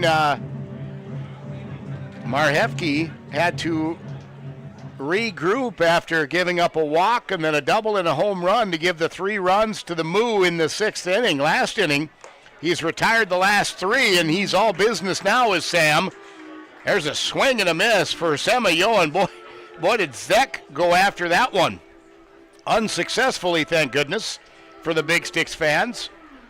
And the count now 0-2 with nobody on. We'll see what Sam throws him here. On deck is Ian Graff, the catcher, if given the opportunity for the Moo. Here comes the 0-2. It's a line drive and a base hit, and body language of Sam Marhefke says, doggone it, I'd like to have that one back if I could. He knew he left it out there, and nice at bat. I got to give credit where credit's due. Samayoa just kind of poked that bat out there just to make contact and deliver to the base hit to left.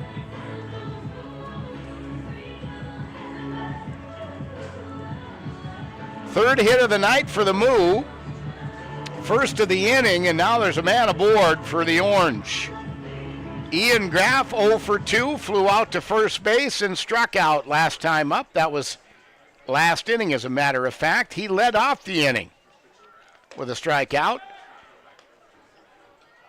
I believe that was called a ball. I haven't seen the scoreboard say yet, but no, it was a called strike.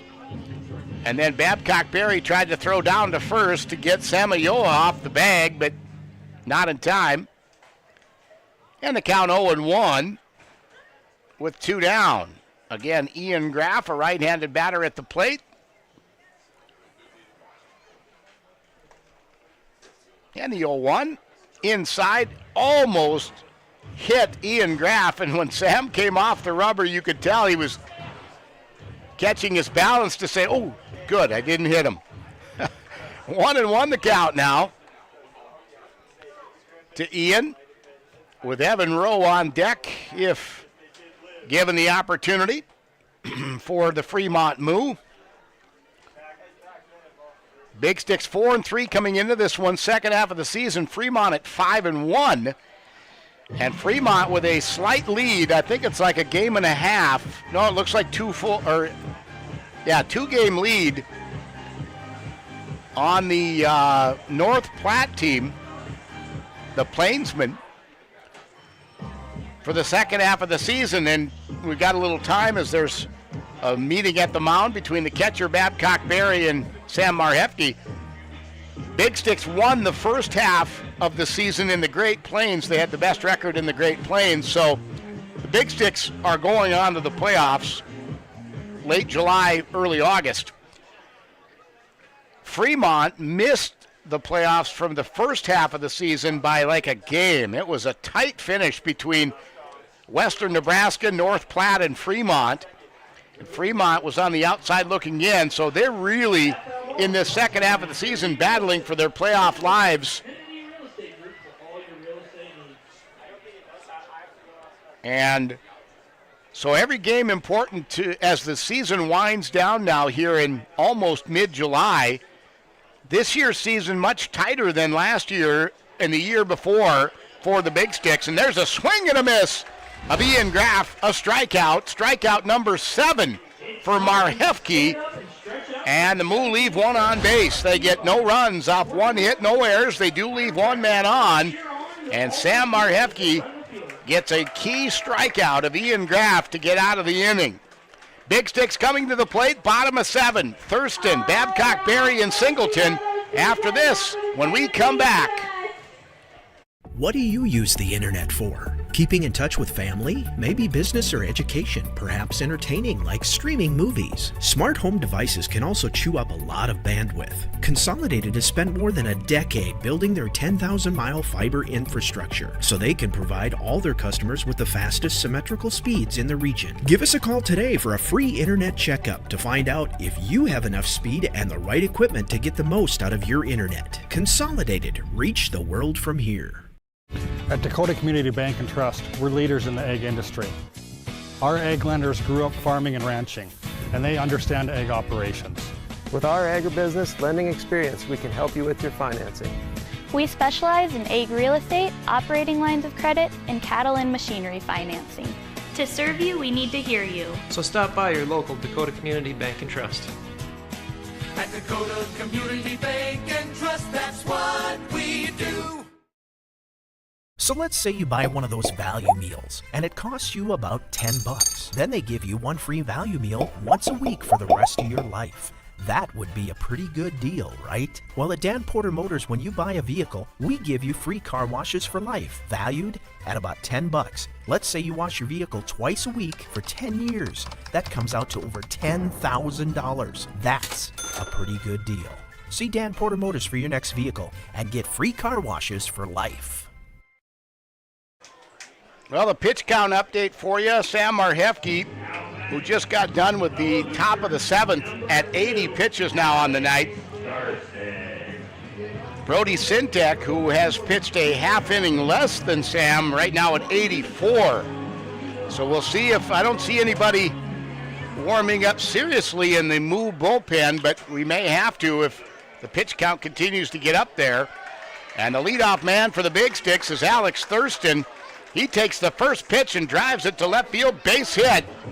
Thurston having a hot night at the plate. First of all, he reached on a fielder's choice. Since then, he's doubled and singled now.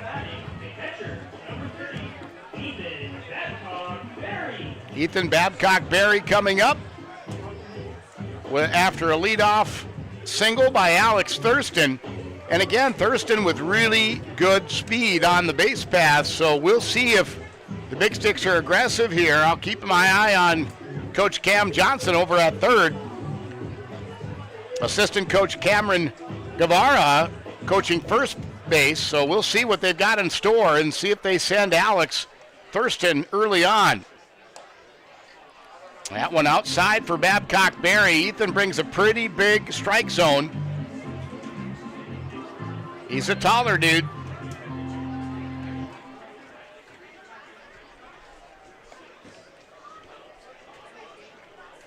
Ethan taking some time between pitches, and Sintek a little anxious to get underway. Here comes the 1-0 from the stretch, and Sintek. There's a floater, and it's going to be caught, and Thurston's going to get doubled. Oh, no, a throwing error, and the Big Sticks are going to benefit. Oh, my goodness. Wow. I don't know what Thurston was thinking at first base. He was off the bag, and the floater, I wasn't sure if it had come off the ground already, like a one-hop, a quick one-hop. But the shortstop, Austin Baskin, caught it in the air, probably got so excited because Thurston was 20 feet off first base. Easy throw over, and he whistled it past the first baseman. So a throwing error cost the Moo a double play. Not only that, but it pushes Alex Thurston over to second. Babcock Berry retired on the F6. And there's one down. Here's a ground ball hit sharply to short. One pitch for Jaden Singleton. This time no messing around. Baskin throws over to first to get the out of Singleton on the 6-3 put out, and there's two down. But Thurston now over at third, which is not a great thing for the Big Sticks because they stranded Sean D at third last inning. Big Sticks really need to avoid stranding somebody at third base for the second straight inning. And Corey Brownson has the task to do that.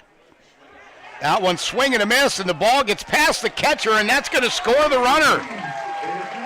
Again, a swing and a miss, and I wasn't sure if it was fouled off. Apparently not. And the Big Sticks are within one. So forget everything I just said prior to that wild pitch, because Thurston's home and we don't have to worry about leaving him at third. So Brownson on an 0-1 goes the opposite way, but out of play, foul.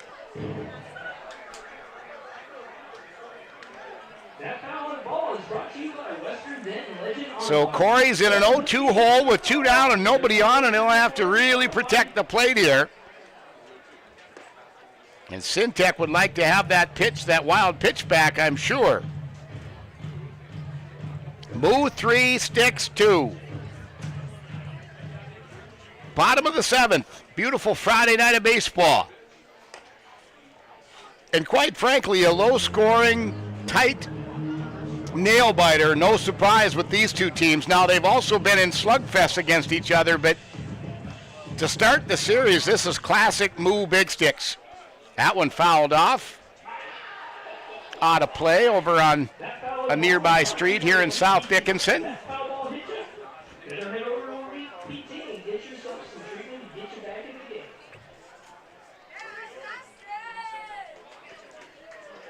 That one low for ball 3, and boy, this would be this would be like something you'd want to put on your resume if you're Corey Brownson.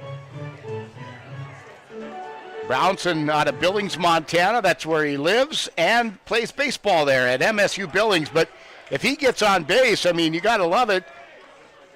With the at-bat, fell behind in the count, but then swing and a miss ends that thought. And for the second time tonight, Brownson is retired on strikes. That is the fourth strikeout of the night for Brody Syntec. Big Sticks do get on the board, though.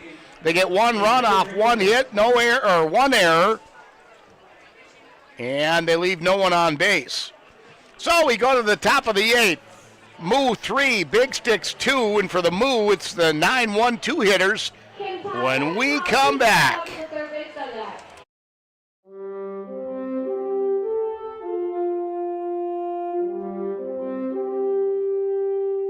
Welcome to the 2021-2022 school year at Dickinson State University. The DSU Heritage Foundation is excited to bring the Blue Hawk Scholarship Fund to the DSU campus. The Blue Hawk Scholarship Fund is comprised of your general and sport-specific giving, named scholarships, advertising, sponsorship of athletic programs, endowments, and program greatest needs support. Made possible by you, the Blue Hawk Scholarship Fund and the DSU Heritage Foundation will award over $700,000 in athletic support for the 2021-2022 school year. Donate to the Blue Hawk Scholarship Fund today. Visit us online at dsuheritagefoundation.org and help support Blue Hawk athletes in the classroom, in competition, and in our community. Come soar with the Hawks.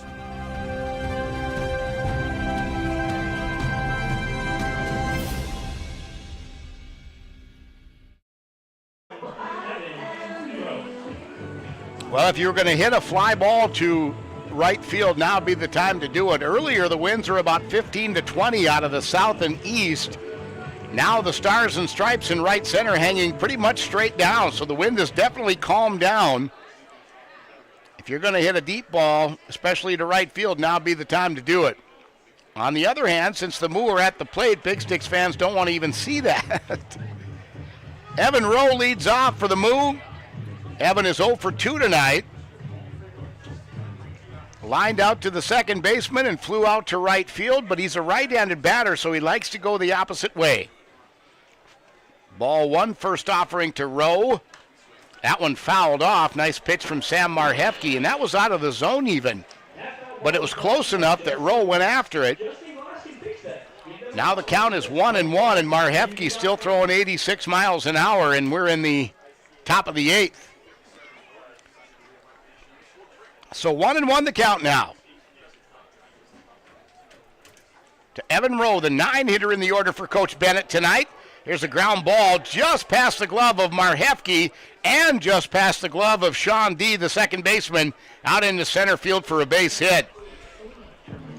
And Evan Rowe's got to be feeling pretty doggone good after that at bat to end up on first base with a single that got past 2 defensive players. It was smoking past Sam Marhefke. Here comes head coach Cam Johnson, a little mound visit, which we haven't seen much of. In fact, I think this is his first time out to talk to Sam. Looks like a couple of big sticks warming up in the pen, so this may be just a reminder visit.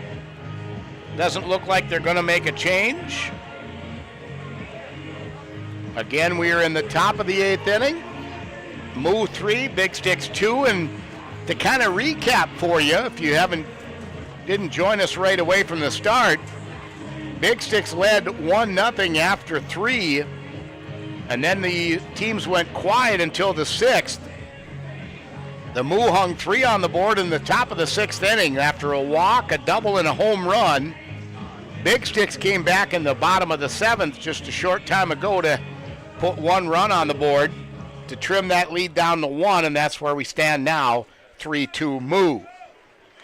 The batter now, top of the order, Kanan Dodge, and I think safely put that Sam Marhefke has had his struggles with Kanan Dodge. He has walked him twice and then struck out, so it's been a bit of a roller coaster for these two, Sam Marhefke and Kanan Dodge, and Sam says, I'm not messing around here, Kanan, I'm throwing a strike, and Kanan says, okay, and he watches it go past for strike 1. 0-1 the count now to Kanan Dodge. Again, with 2 walks, only 1 official at bat, and that was a strikeout. But he's been on base twice and scored 1 of the 3 runs for the Moo. That's where that statistic is always a little misleading. Here's a high fly ball, center field. Coming in is Singleton, makes the grab, and there's 2 down. Or excuse me, 1 down. With Rowe at first, unable to advance on a tag because the ball ended up in shallow center field. So 1 down for Ben Higdon. 3 times to the plate tonight for the lefty Higdon. Once he got hit by a pitch and then doubled in the 6th inning to score Kanan Dodge, and then he was aboard for the Scansey 2-run shot right after that. This one fouled off, a little hit and run going on by the Orange. Evan Rowe is headed to second, but a foul ball will send him back to first. So Marhefke working in the top of the 8th now with 1 down, an 0-1 count on Higdon, who showed his power going the opposite way. Or excuse me, that was Scansey with the home run, but Higdon showing his power with the gap double back in the 6th. That one fouled off. Good spot to put that one for Sam Marhefke.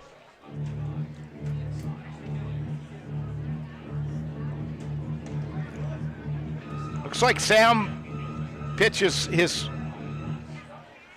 pitching speed very similar to his golf score. Golf's in the mid-80s, I think. So 0-2 now to left-handed hitting Ben Higdon. This would be a huge, huge opportunity for Marhefke to get Higdon. Even better yet if the Big Sticks could get out of it with a double play. Big Sticks got a little bit of that momentum that the Moo had stolen back in the 6th. Big Sticks got a little bit of that back in the 7th. Certainly the pendulum starting to swing back the way of the home team. And again, if the Big Sticks could get a double play here and get out of the inning and get back to the plate, that would be great news. There's a line drive past the first baseman, Fisher, out into right field. And there's runners on first and second as the throw comes in from Austin Bunn. So two out of three batters with singles now.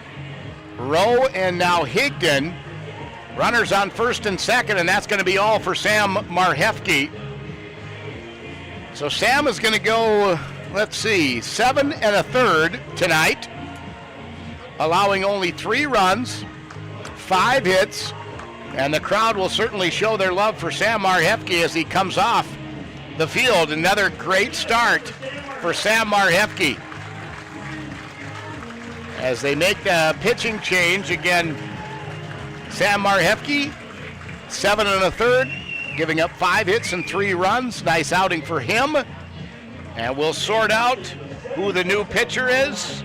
Got a pitching change. We'll take a break here on Consolidated and on the Big Sticks YouTube channel. We'll be back right after this. Call 456-LOAN right now. We roll up our sleeves, get your ducks in a row. For veterans and first-timers too. We'll find the best home loan to get you into your new home. Meeting any hour for you.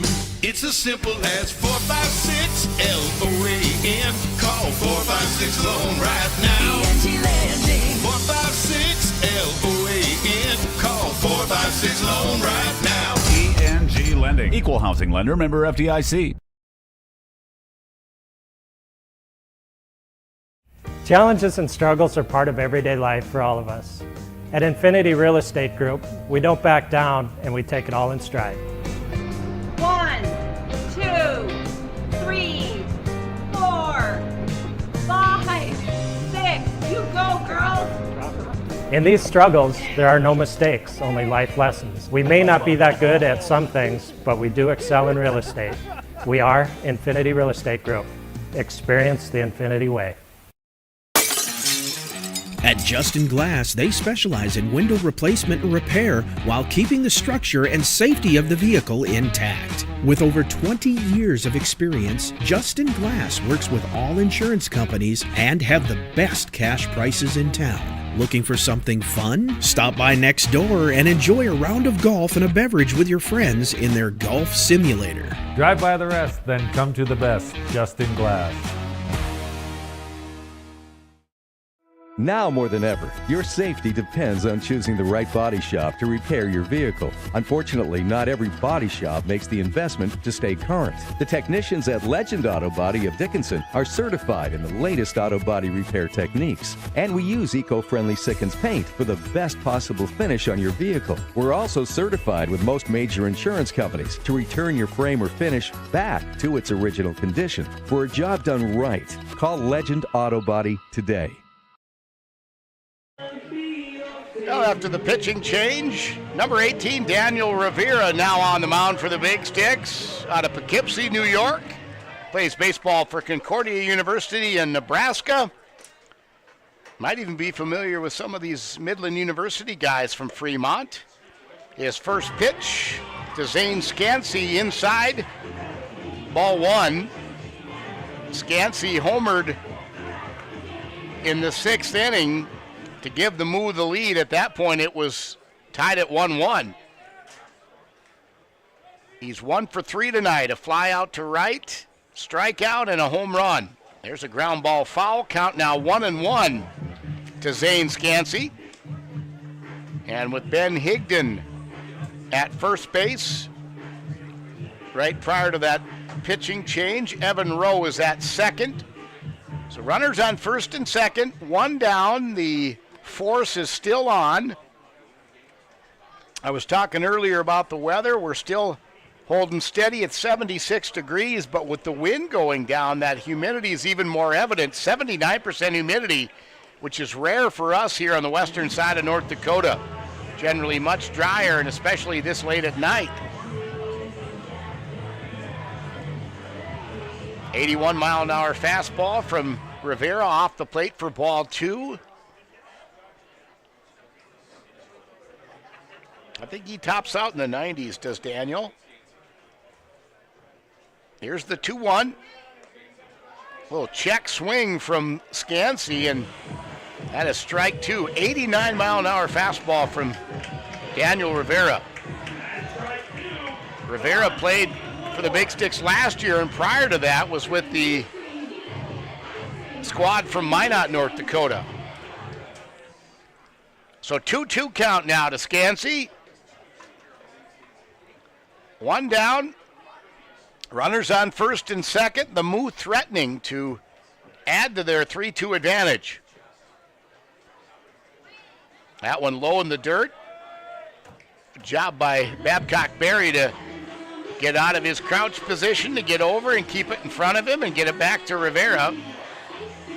And when we say dirt, we mean it figuratively here. The infield is turf at Dakota Community Bank and Trust Ballpark, Astoria Field. The outfield, natural grass.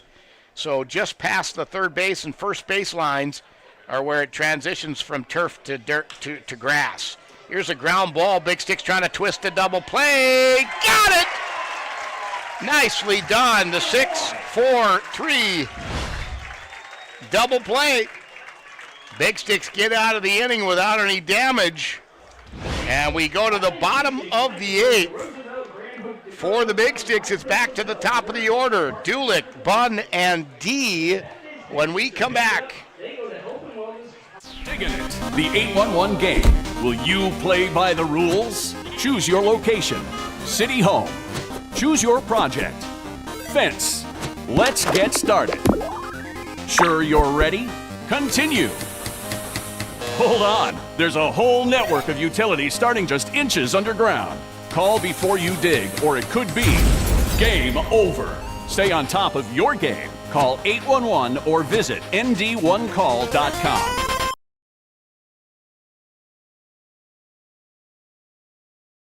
Make the most of your summer with a quick stop at Rosie's Food and Gas in South Dickinson. You'll find everything from live bait to lottery tickets. Pick up a hunting or fishing license, or even borrow a life jacket. Cool off with a for real ice cream shake, or pick up a snack on the way to the Big Sticks game. Rosie's Food and Gas, 1 block west of the Astoria Field in Dickinson.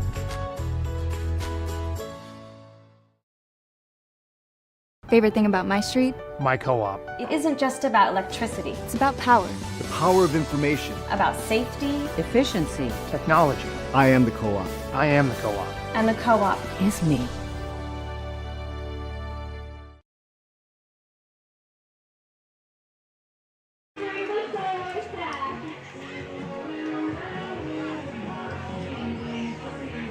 Well, warm-up tosses for Brody Sintek. He is still out there pitching for the Moo. Big Six just made a pitching change last inning, and here we are in the top of the eighth. We're in the bottom of the eighth now. Big Sticks trail by a run, so they're going to have to get things going here. Try to get that lead back, or at least tie things up before the ninth.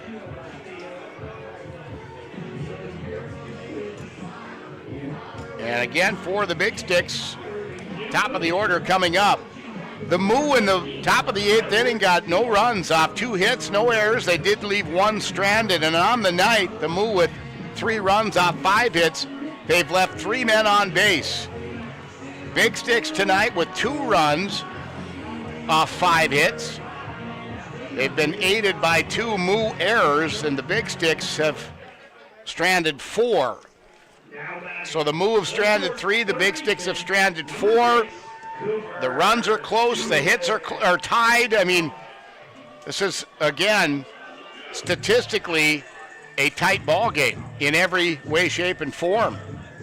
And Cooper Dulick will lead off for the Sticks here in the bottom of the 8th inning. Cooper 1 for 3 tonight with a single. He also lined out to the second baseman and grounded out to the third baseman. Here's a ground ball, slow grounder. Third baseman makes the adjustment. What a play by the third baseman there, Nico Azpilcueta. It was a slow grounder, but he had to hurry up. He didn't really charge it, but he scooped low and then threw on the run to get Cooper. And with 1 pitch, Sintek has Dulick headed back to the dugout. Second time tonight, Cooper is grounded to third. Austin Bunn now comes to the plate. Austin 1 for 3 on the evening, flew out to center field, singled and struck out last time up.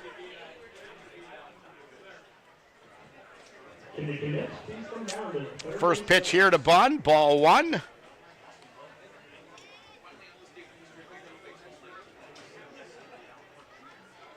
Again, the Sticks trail by a run. 3-2. Ground ball to third. It's like deja vu and a long throw over, and both Dulick and Bunn are retired on the 5-3 and not using a lot of pitches.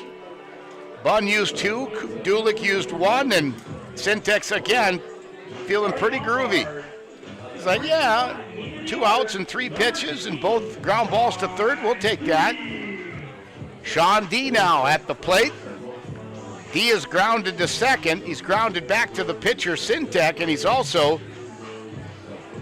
reached on a walk, but got stranded at third base back in the 6th inning. First pitch to D here, his 4th at bat of the night, comes in low for ball 1.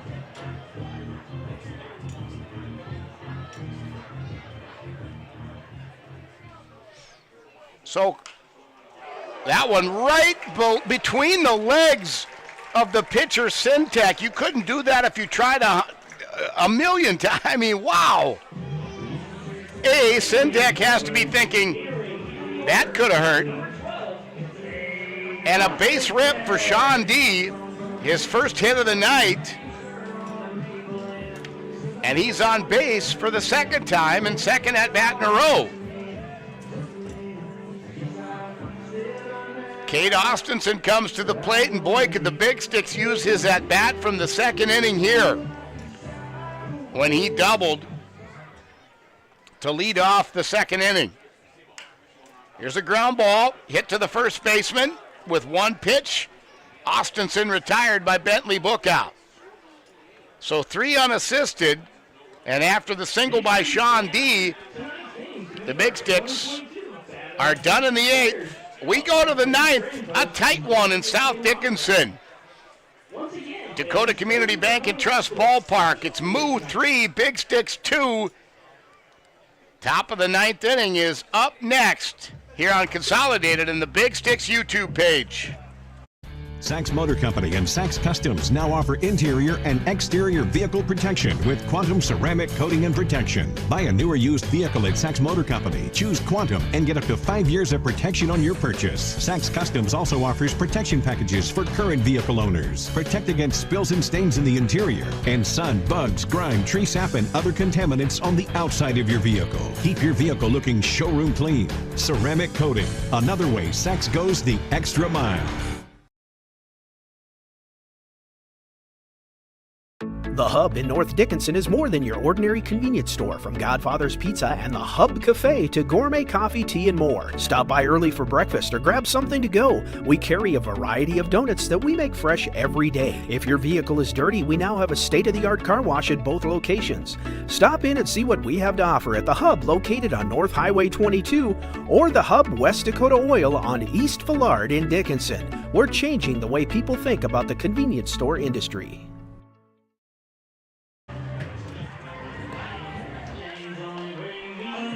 Now back to the ballpark in South Dickinson. Tight one, 3-2, Moo. Moo coming to the plate, top of the 9th inning. Big Sticks in the 8th, no runs off 1 hit, no errors. They do leave 1 stranded. And on the evening now, that total has grown to 5 of batters stranded for the Big Sticks. Leading off for the Moo in the 9th will be Austin Baskin. He is the shortstop. Austin Baskin, that'll be easy for me to say, I'm sure. He reached on a fielder's choice in the 4th. He is also grounded out and flew out. 4th at bat of the night for Baskin. Daniel Rivera came in with 1 out in the 8th inning.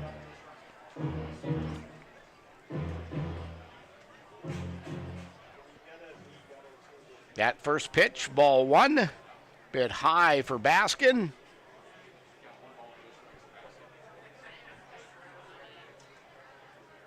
Babcock Berry sets up behind the plate right down the middle. Here's a high fly ball. Will it stay in play? No.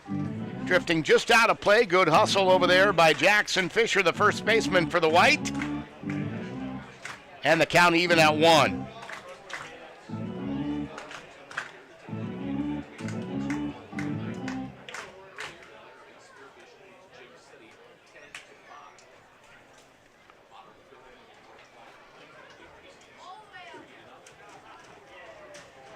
Rivera back to work, 1-1 the count. That one low and outside. I think Daniel Rivera, if I'm not mistaken, he yelled strike. I don't think that's going to score well with the umpires, or the umpire, especially the plate umpire, but it was not called a strike.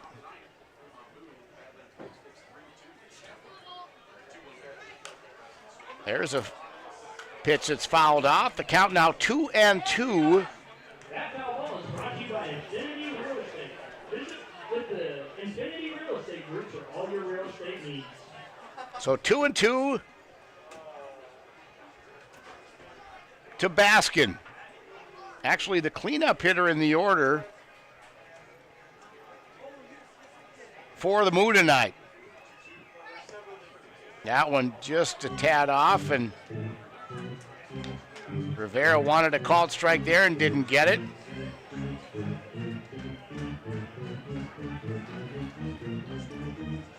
We'll check the scoreboard around the IL here shortly. Count is full. The count is the scoreboard, 3-2. Here goes. That one fouled off. Baskin stays alive. North Platte Plainsmen, bottom of the 6th inning, lead Hastings 3-2. Spearfish leading Gem City 10-5. Defeating Gem City 10-5. Canyon County Spuds, top of the 5th. They lead Western Nebraska 3-0. Here's a high fly ball. That one's going to be in the field of play.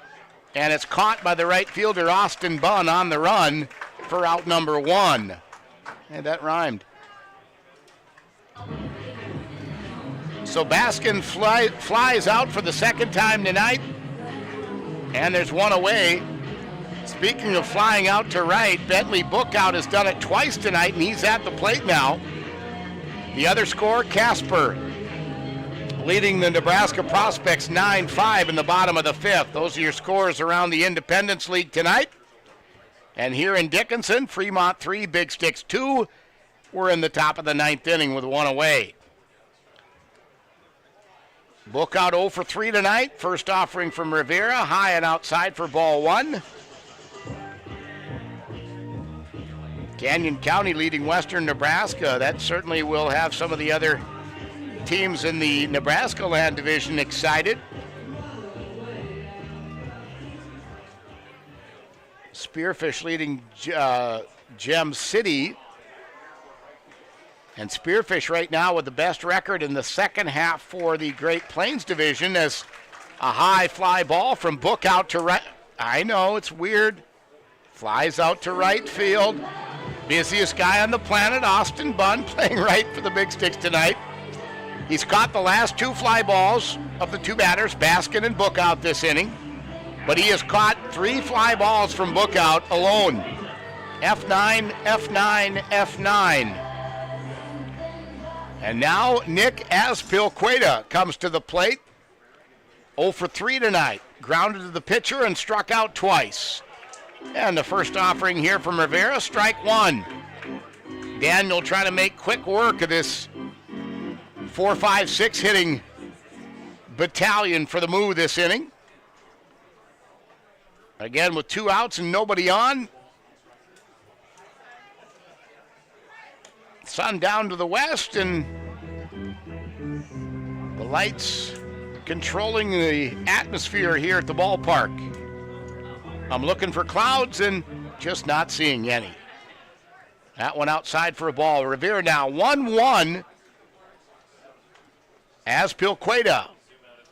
Battle of the righties. Nico trying to get something started. That one pounds the outside corner for strike 2. 1-2 the count now. as the song Hey Batter Batter Swing plays in the background.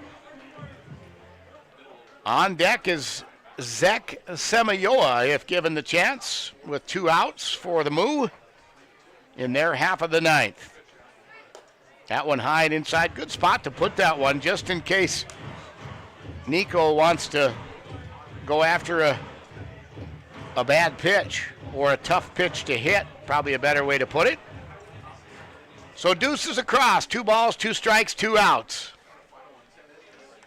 Big Sticks actually lead in the hit column tonight, but trail on the scoreboard. That one fouled off, and Nico stays alive along with the Bee Gees. And hopefully after the game, I did make arrangements for Cam Johnson to come up to the press box after the game. Hopefully that'll come to fruition, and we'll be able to visit with him after the contest is over. And we'll update scores as well from around the Independence League prior to the end of our broadcast here on Consolidated Channel 18, as well as the Big Sticks YouTube channel. That one outside for a ball, and the count now full. Rivera trying to not offer anything up good. I mean, like really good. Just trying to work around the strike zone, and here he's going to have to have something close. That one fouled off out of play. And Nico stays alive for the second time in the at-bat with a foul ball. So the count stays full.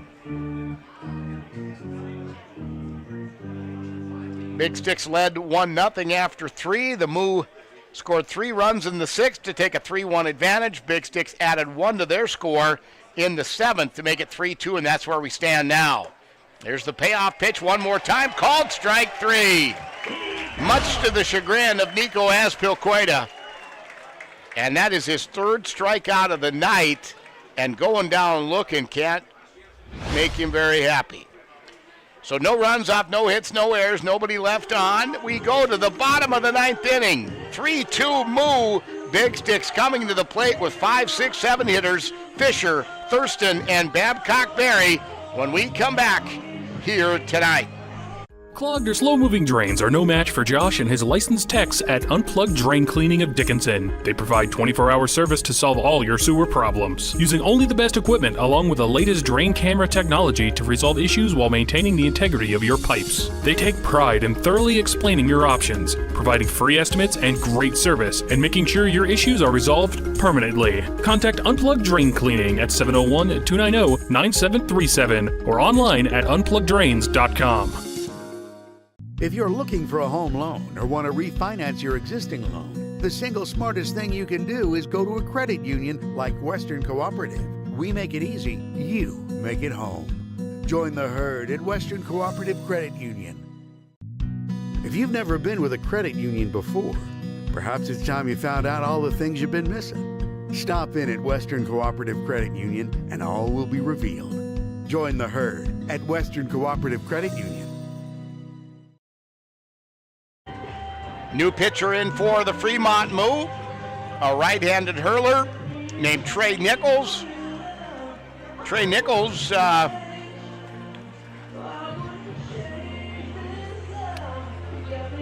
let's see, number 32. He's from Bowling Green, Missouri, but he plays baseball right there in Fremont, Nebraska, where the Moo play their home games at Midland University.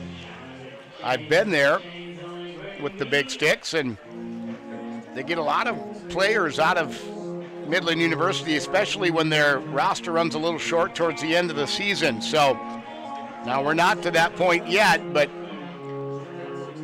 I understand from talking to the broadcaster for the Moo, Rich, next door here, I understand the Moo have had some players already leave camp, if you will, for the season. So Trey Nichols on the mound, a right-handed pitcher, and he'll face Jackson Fisher first. Jackson Fisher, a right-handed batter, again facing Trey Nichols.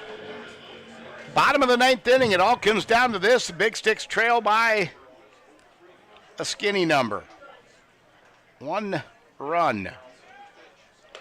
There's a nice-looking pitch from Nichols to start the count. I kind of thought Jackson Fisher was going to tee off on that thing like a golf ball, but swing and a miss on the second offering, and Nichols is ahead 0-2.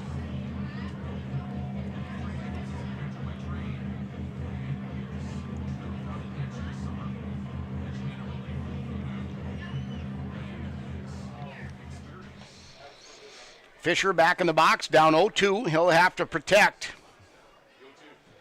Way outside. Jackson knew it. Laid off. Good choice.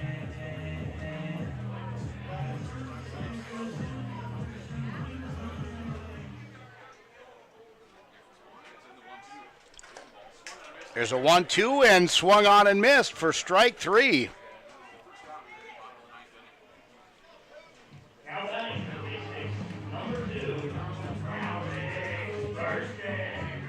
Yeah, I don't even see Trey Nichols listed on their point streak roster, so I'm thinking he was added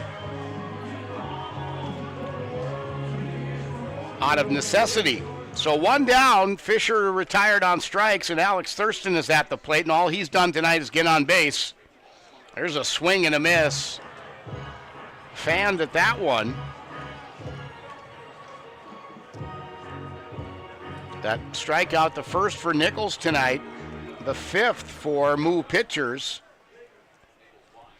Here's Thurston now on the 0-1. That one hops up to the catcher Graff for ball 1. Alex tonight reached on a fielder's choice, doubled and singled. Scored one of the 2 runs for the Big Stick, so he has certainly done his part out of the 6th spot in the batting order. One's across, 1 ball, 1 strike, 1 out. Thurston, slow ground ball, fielded by the shortstop, off the mark. Thurston wanted to go to second, but great hustle by the catcher Graff to get down the line, and Thurston will have to hold at first.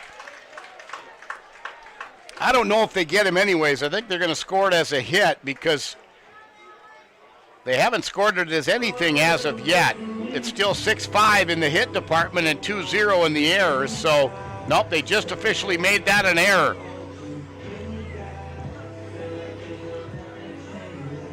So Thurston is aboard. Compliments of the throwing error. E6. Thurston's at first base. Boy, it would have been nice to have him over at second if he was able to turn, but credit Graff, the catcher, for getting down the line in time to prevent that from happening. Derek Calvillo, who we have not seen bat yet to this point, in now to bat for Babcock Berry.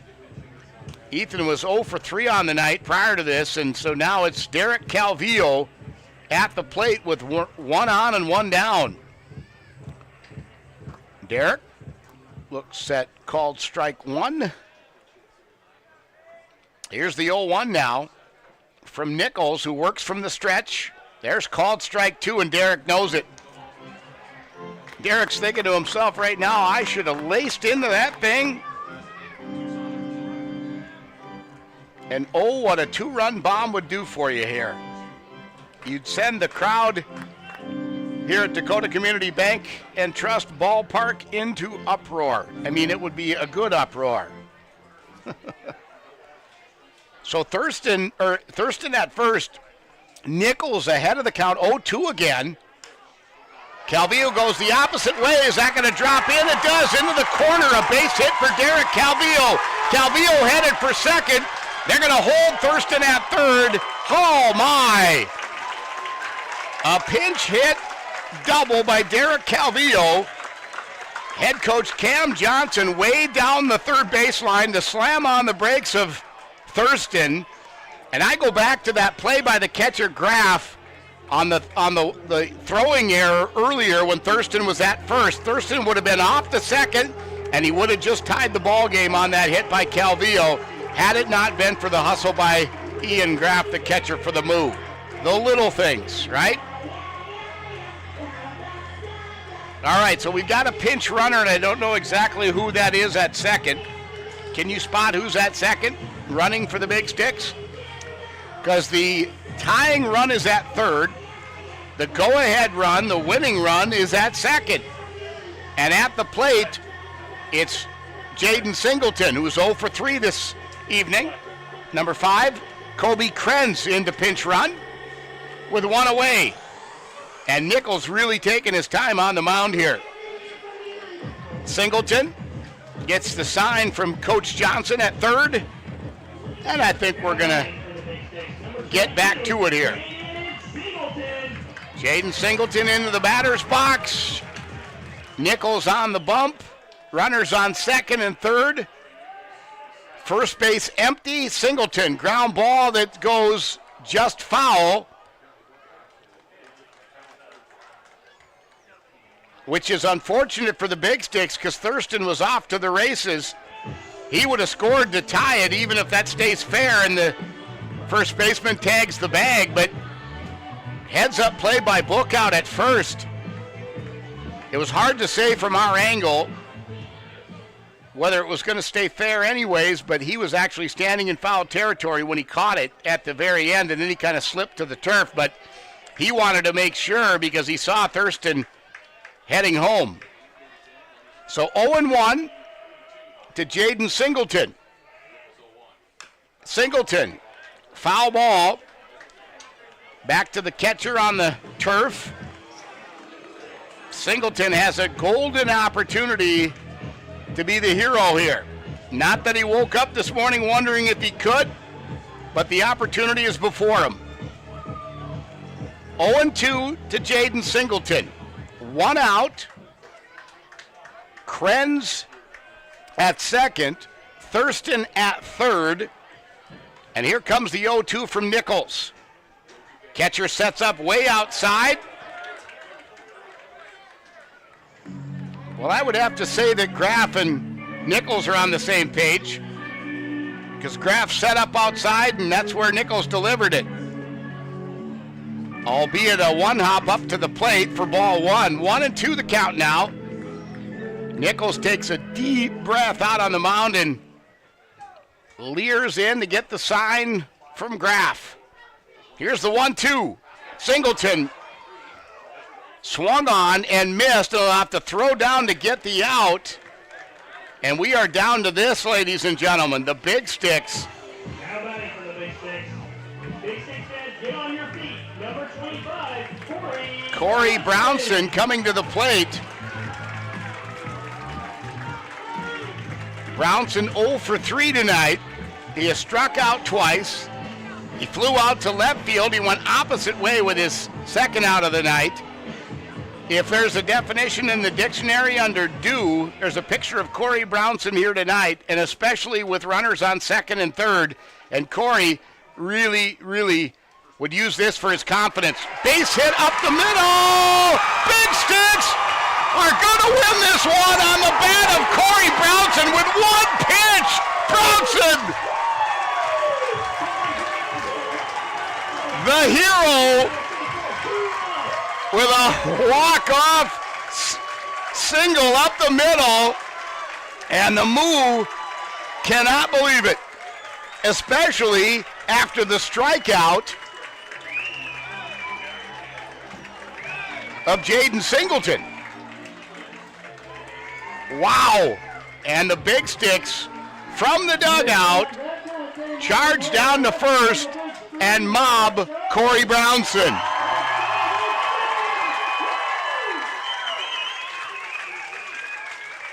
So the Big Sticks had runners on second and third.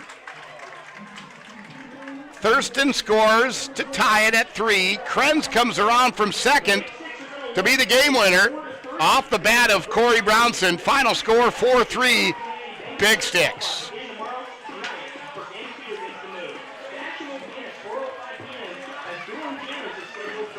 Wow, what a ball game. Big Sticks in the press box, they voted Corey Brownson the Dickinson Eagles Club player of the game, and rightfully so. Game-winning RBIs, 2 of them. Big Sticks were down to their last at bat, down 3-2, and Brownson delivers. After going 0 for 3 prior, I said in the dictionary under due, it's Corey Brownson, and Corey said, I hear you up there. I'm delivering with a base hit, and he did just that. So the Big Sticks win it 4-3. We're going to take a break here on Consolidated and the Big Sticks YouTube channel. We'll be back. West Dakota Oil and Fitterer Oil Company proudly offers products and services that help fuel our customers' lives with clean-burning propane and bulk fuel and convenient on-site delivery with premium farm and road fuels. We provide energy where and when you need it most, with locations throughout Southwest North Dakota. West Dakota Oil and Fitterer Oil Company. Locally owned, locally strong. The products you need with the service you deserve.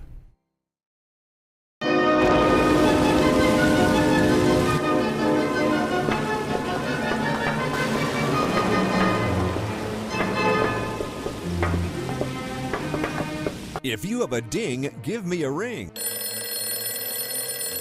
Western Dent fixes minor dents without painting. Visit our shop or call us for mobile service. For a free estimate, call Western Dent in Dickinson at 260-2803, your paintless dent repair specialist. Are you ready for summer fun and adventure? Spend an exciting time at Badlands Ministries just south of Medora, where you'll grow in faith and have the time of your life. For over 90 years, Badlands Ministries has provided a safe place for people of all ages and denominations to experience Christ's love. Take a leap of faith and enjoy the many activities from ropes courses, fun Bible studies, crazy games, hiking, swimming, campfires, songs, skits, and more. Call or go to badlandsministries.org. See you at camp. After the game, stop by Blue 42 Grill and Bar and top off the evening with a burger and beer. Blue 42 is a great place to meet your friends after the Big Sticks game. Try one of our 24 rotating beers we have on tap, and while we specialize in handcrafted burgers, our appetizers are out of this world. Log on to blue42grill.com for a complete menu and to see what beers we have on tap. Blue 42 Grill and Bar, located in historic downtown Dickinson. See you after the game. We share the same frustrations, and the same things make us proud.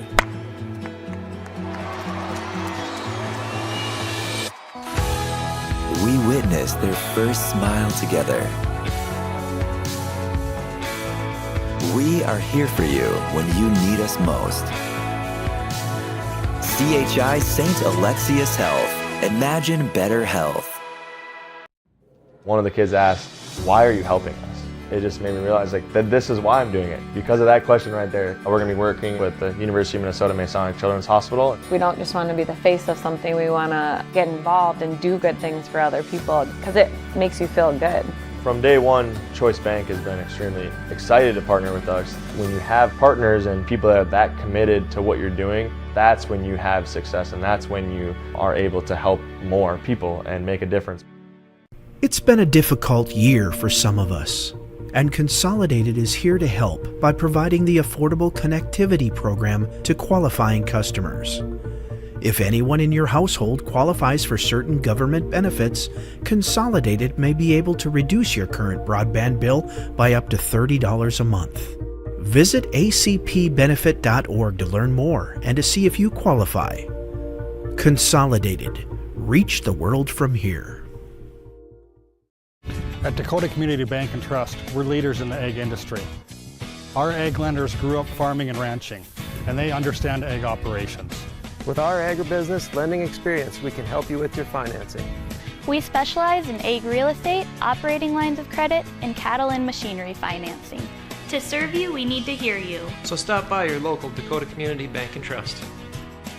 At Dakota Community Bank and Trust, that's what we do. I wonder how much my car is worth. I just don't drive it anymore. Dan Porter Motors will buy it. I'm tired of my old car. I just want something different. Dan Porter Motors will buy it. What about boats and campers? Dan Porter Motors will buy it. Now, for a limited time, Dan Porter Motors will give you the most for your car, boat, pickup, camper, motorcycle, jet ski, tractor. You get the picture. Just stop in, give them the keys, and they'll write you a check. It's that simple. See Dan Porter Motors, 58601. Well, the Big Sticks win in dramatic fashion. Final score 4-3 as they come back in the bottom of the ninth to score 2 runs. one compliments of an error, and certainly that'll be something the Moo will discuss before tomorrow's contest, but the Big Sticks get 4 runs off 8 hits, 3 Moo errors, including one in the 9th. The Moo with 3 runs off 5 hits, no Big Sticks errors. And for the Big Sticks, they stranded more base runners tonight, but got the runs across the plate when they needed to. And again, Corey Brownson comes up with a clutch 2-out RBI, 2 RBI single, a walk-off for the Big Sticks to win it 4-3. So game 1 of 5 in a row against the Moo here in town. Big Sticks then play Gem City for 2 at home, so 7 straight here, including tonight at Dakota Community Bank and Trust Ballpark. But things didn't look necessarily great or poorly. It was kind of like, I don't know, happy-go-lucky. It was just there. The Big Sticks led 1-0 after 3. They got their first run of the night when Cooper Dulick singled, and then Austin Bunn able to bring Cooper around. And so Dulick scored, making it 1-0. The Moo then got on the board in the 6th with 3 runs after a walk, a double, and a home run off Sam Marhefke. That made it 3-1, and things really looked grim there for the Big Sticks, because then the Big Sticks didn't score in the bottom of the 6th to answer the Moo, but they did get 1 in the 7th, and that kept them within striking distance. They trailed 3-2 at that point, and then waited until the 9th. Not because of poor play by the Moo. The Moo's pitching was very solid tonight. Sintek went longer than Marhefke did. Marhefke went 7 1/3. So it was a pitcher's duel right from the start, and a tight ball game, which you might anticipate in a low-scoring affair. Final score 4-3, but the Big Sticks just had enough to get that win, and I think that falls back on the home field thing. You know, you let a team hang around, then you let the team take the lead. But when you're on the road, you got to throw that knockout punch, and the Moo just couldn't do that. Big Sticks hung around 3-2, and then in the bottom of the 9th inning again, Corey Brownson, and that was on the first pitch offered from Nichols, a single to score 2 runs to give the Big Sticks the win 4-3. So again, tomorrow night we'll be back. Now the time has changed. The time hasn't changed. It's different than tonight. Normally on a Saturday they play at 6:20, but they've got the dueling pianos tomorrow night here at the ballpark. So a 4 o'clock start tomorrow on a Saturday. Big Sticks, Moo, 4 o'clock tomorrow. On Sunday, it's a 4:20 start. And then we'll be run right through Monday and Tuesday. More Big Sticks and Moo. Again, 5 straight against the Moo here over the next 4 days plus tonight. So 5 straight days, Big Sticks and Moo. Tomorrow, a special start time, 4 o'clock, and we'll be back for that one. Again, the Big Sticks get a victory tonight over the Fremont Moo. And when you're playing interdivision, not quite as important as your division games, because those are your teams you're going to meet in the playoffs or potentially could meet in the playoffs. But when you've got a rivalry with the Moo like the Big Sticks did, and to trail 3-2 in the bottom of the 9th and come away with the W, we haven't had a lot of dramatic finishes this year. Certainly this one qualifies. Big thanks to Trace and his crew at Consolidated for all their hard work. Thanks to all the sponsors for making the coverage possible on Consolidated Channel 18. Thanks to you who tuned in wherever it might be around the world, whether it be on the Big Sticks YouTube page or on Consolidated here in southwestern North Dakota. Luke, hopefully we'll be back tomorrow, feeling under the weather today. I was happy to fill in for him.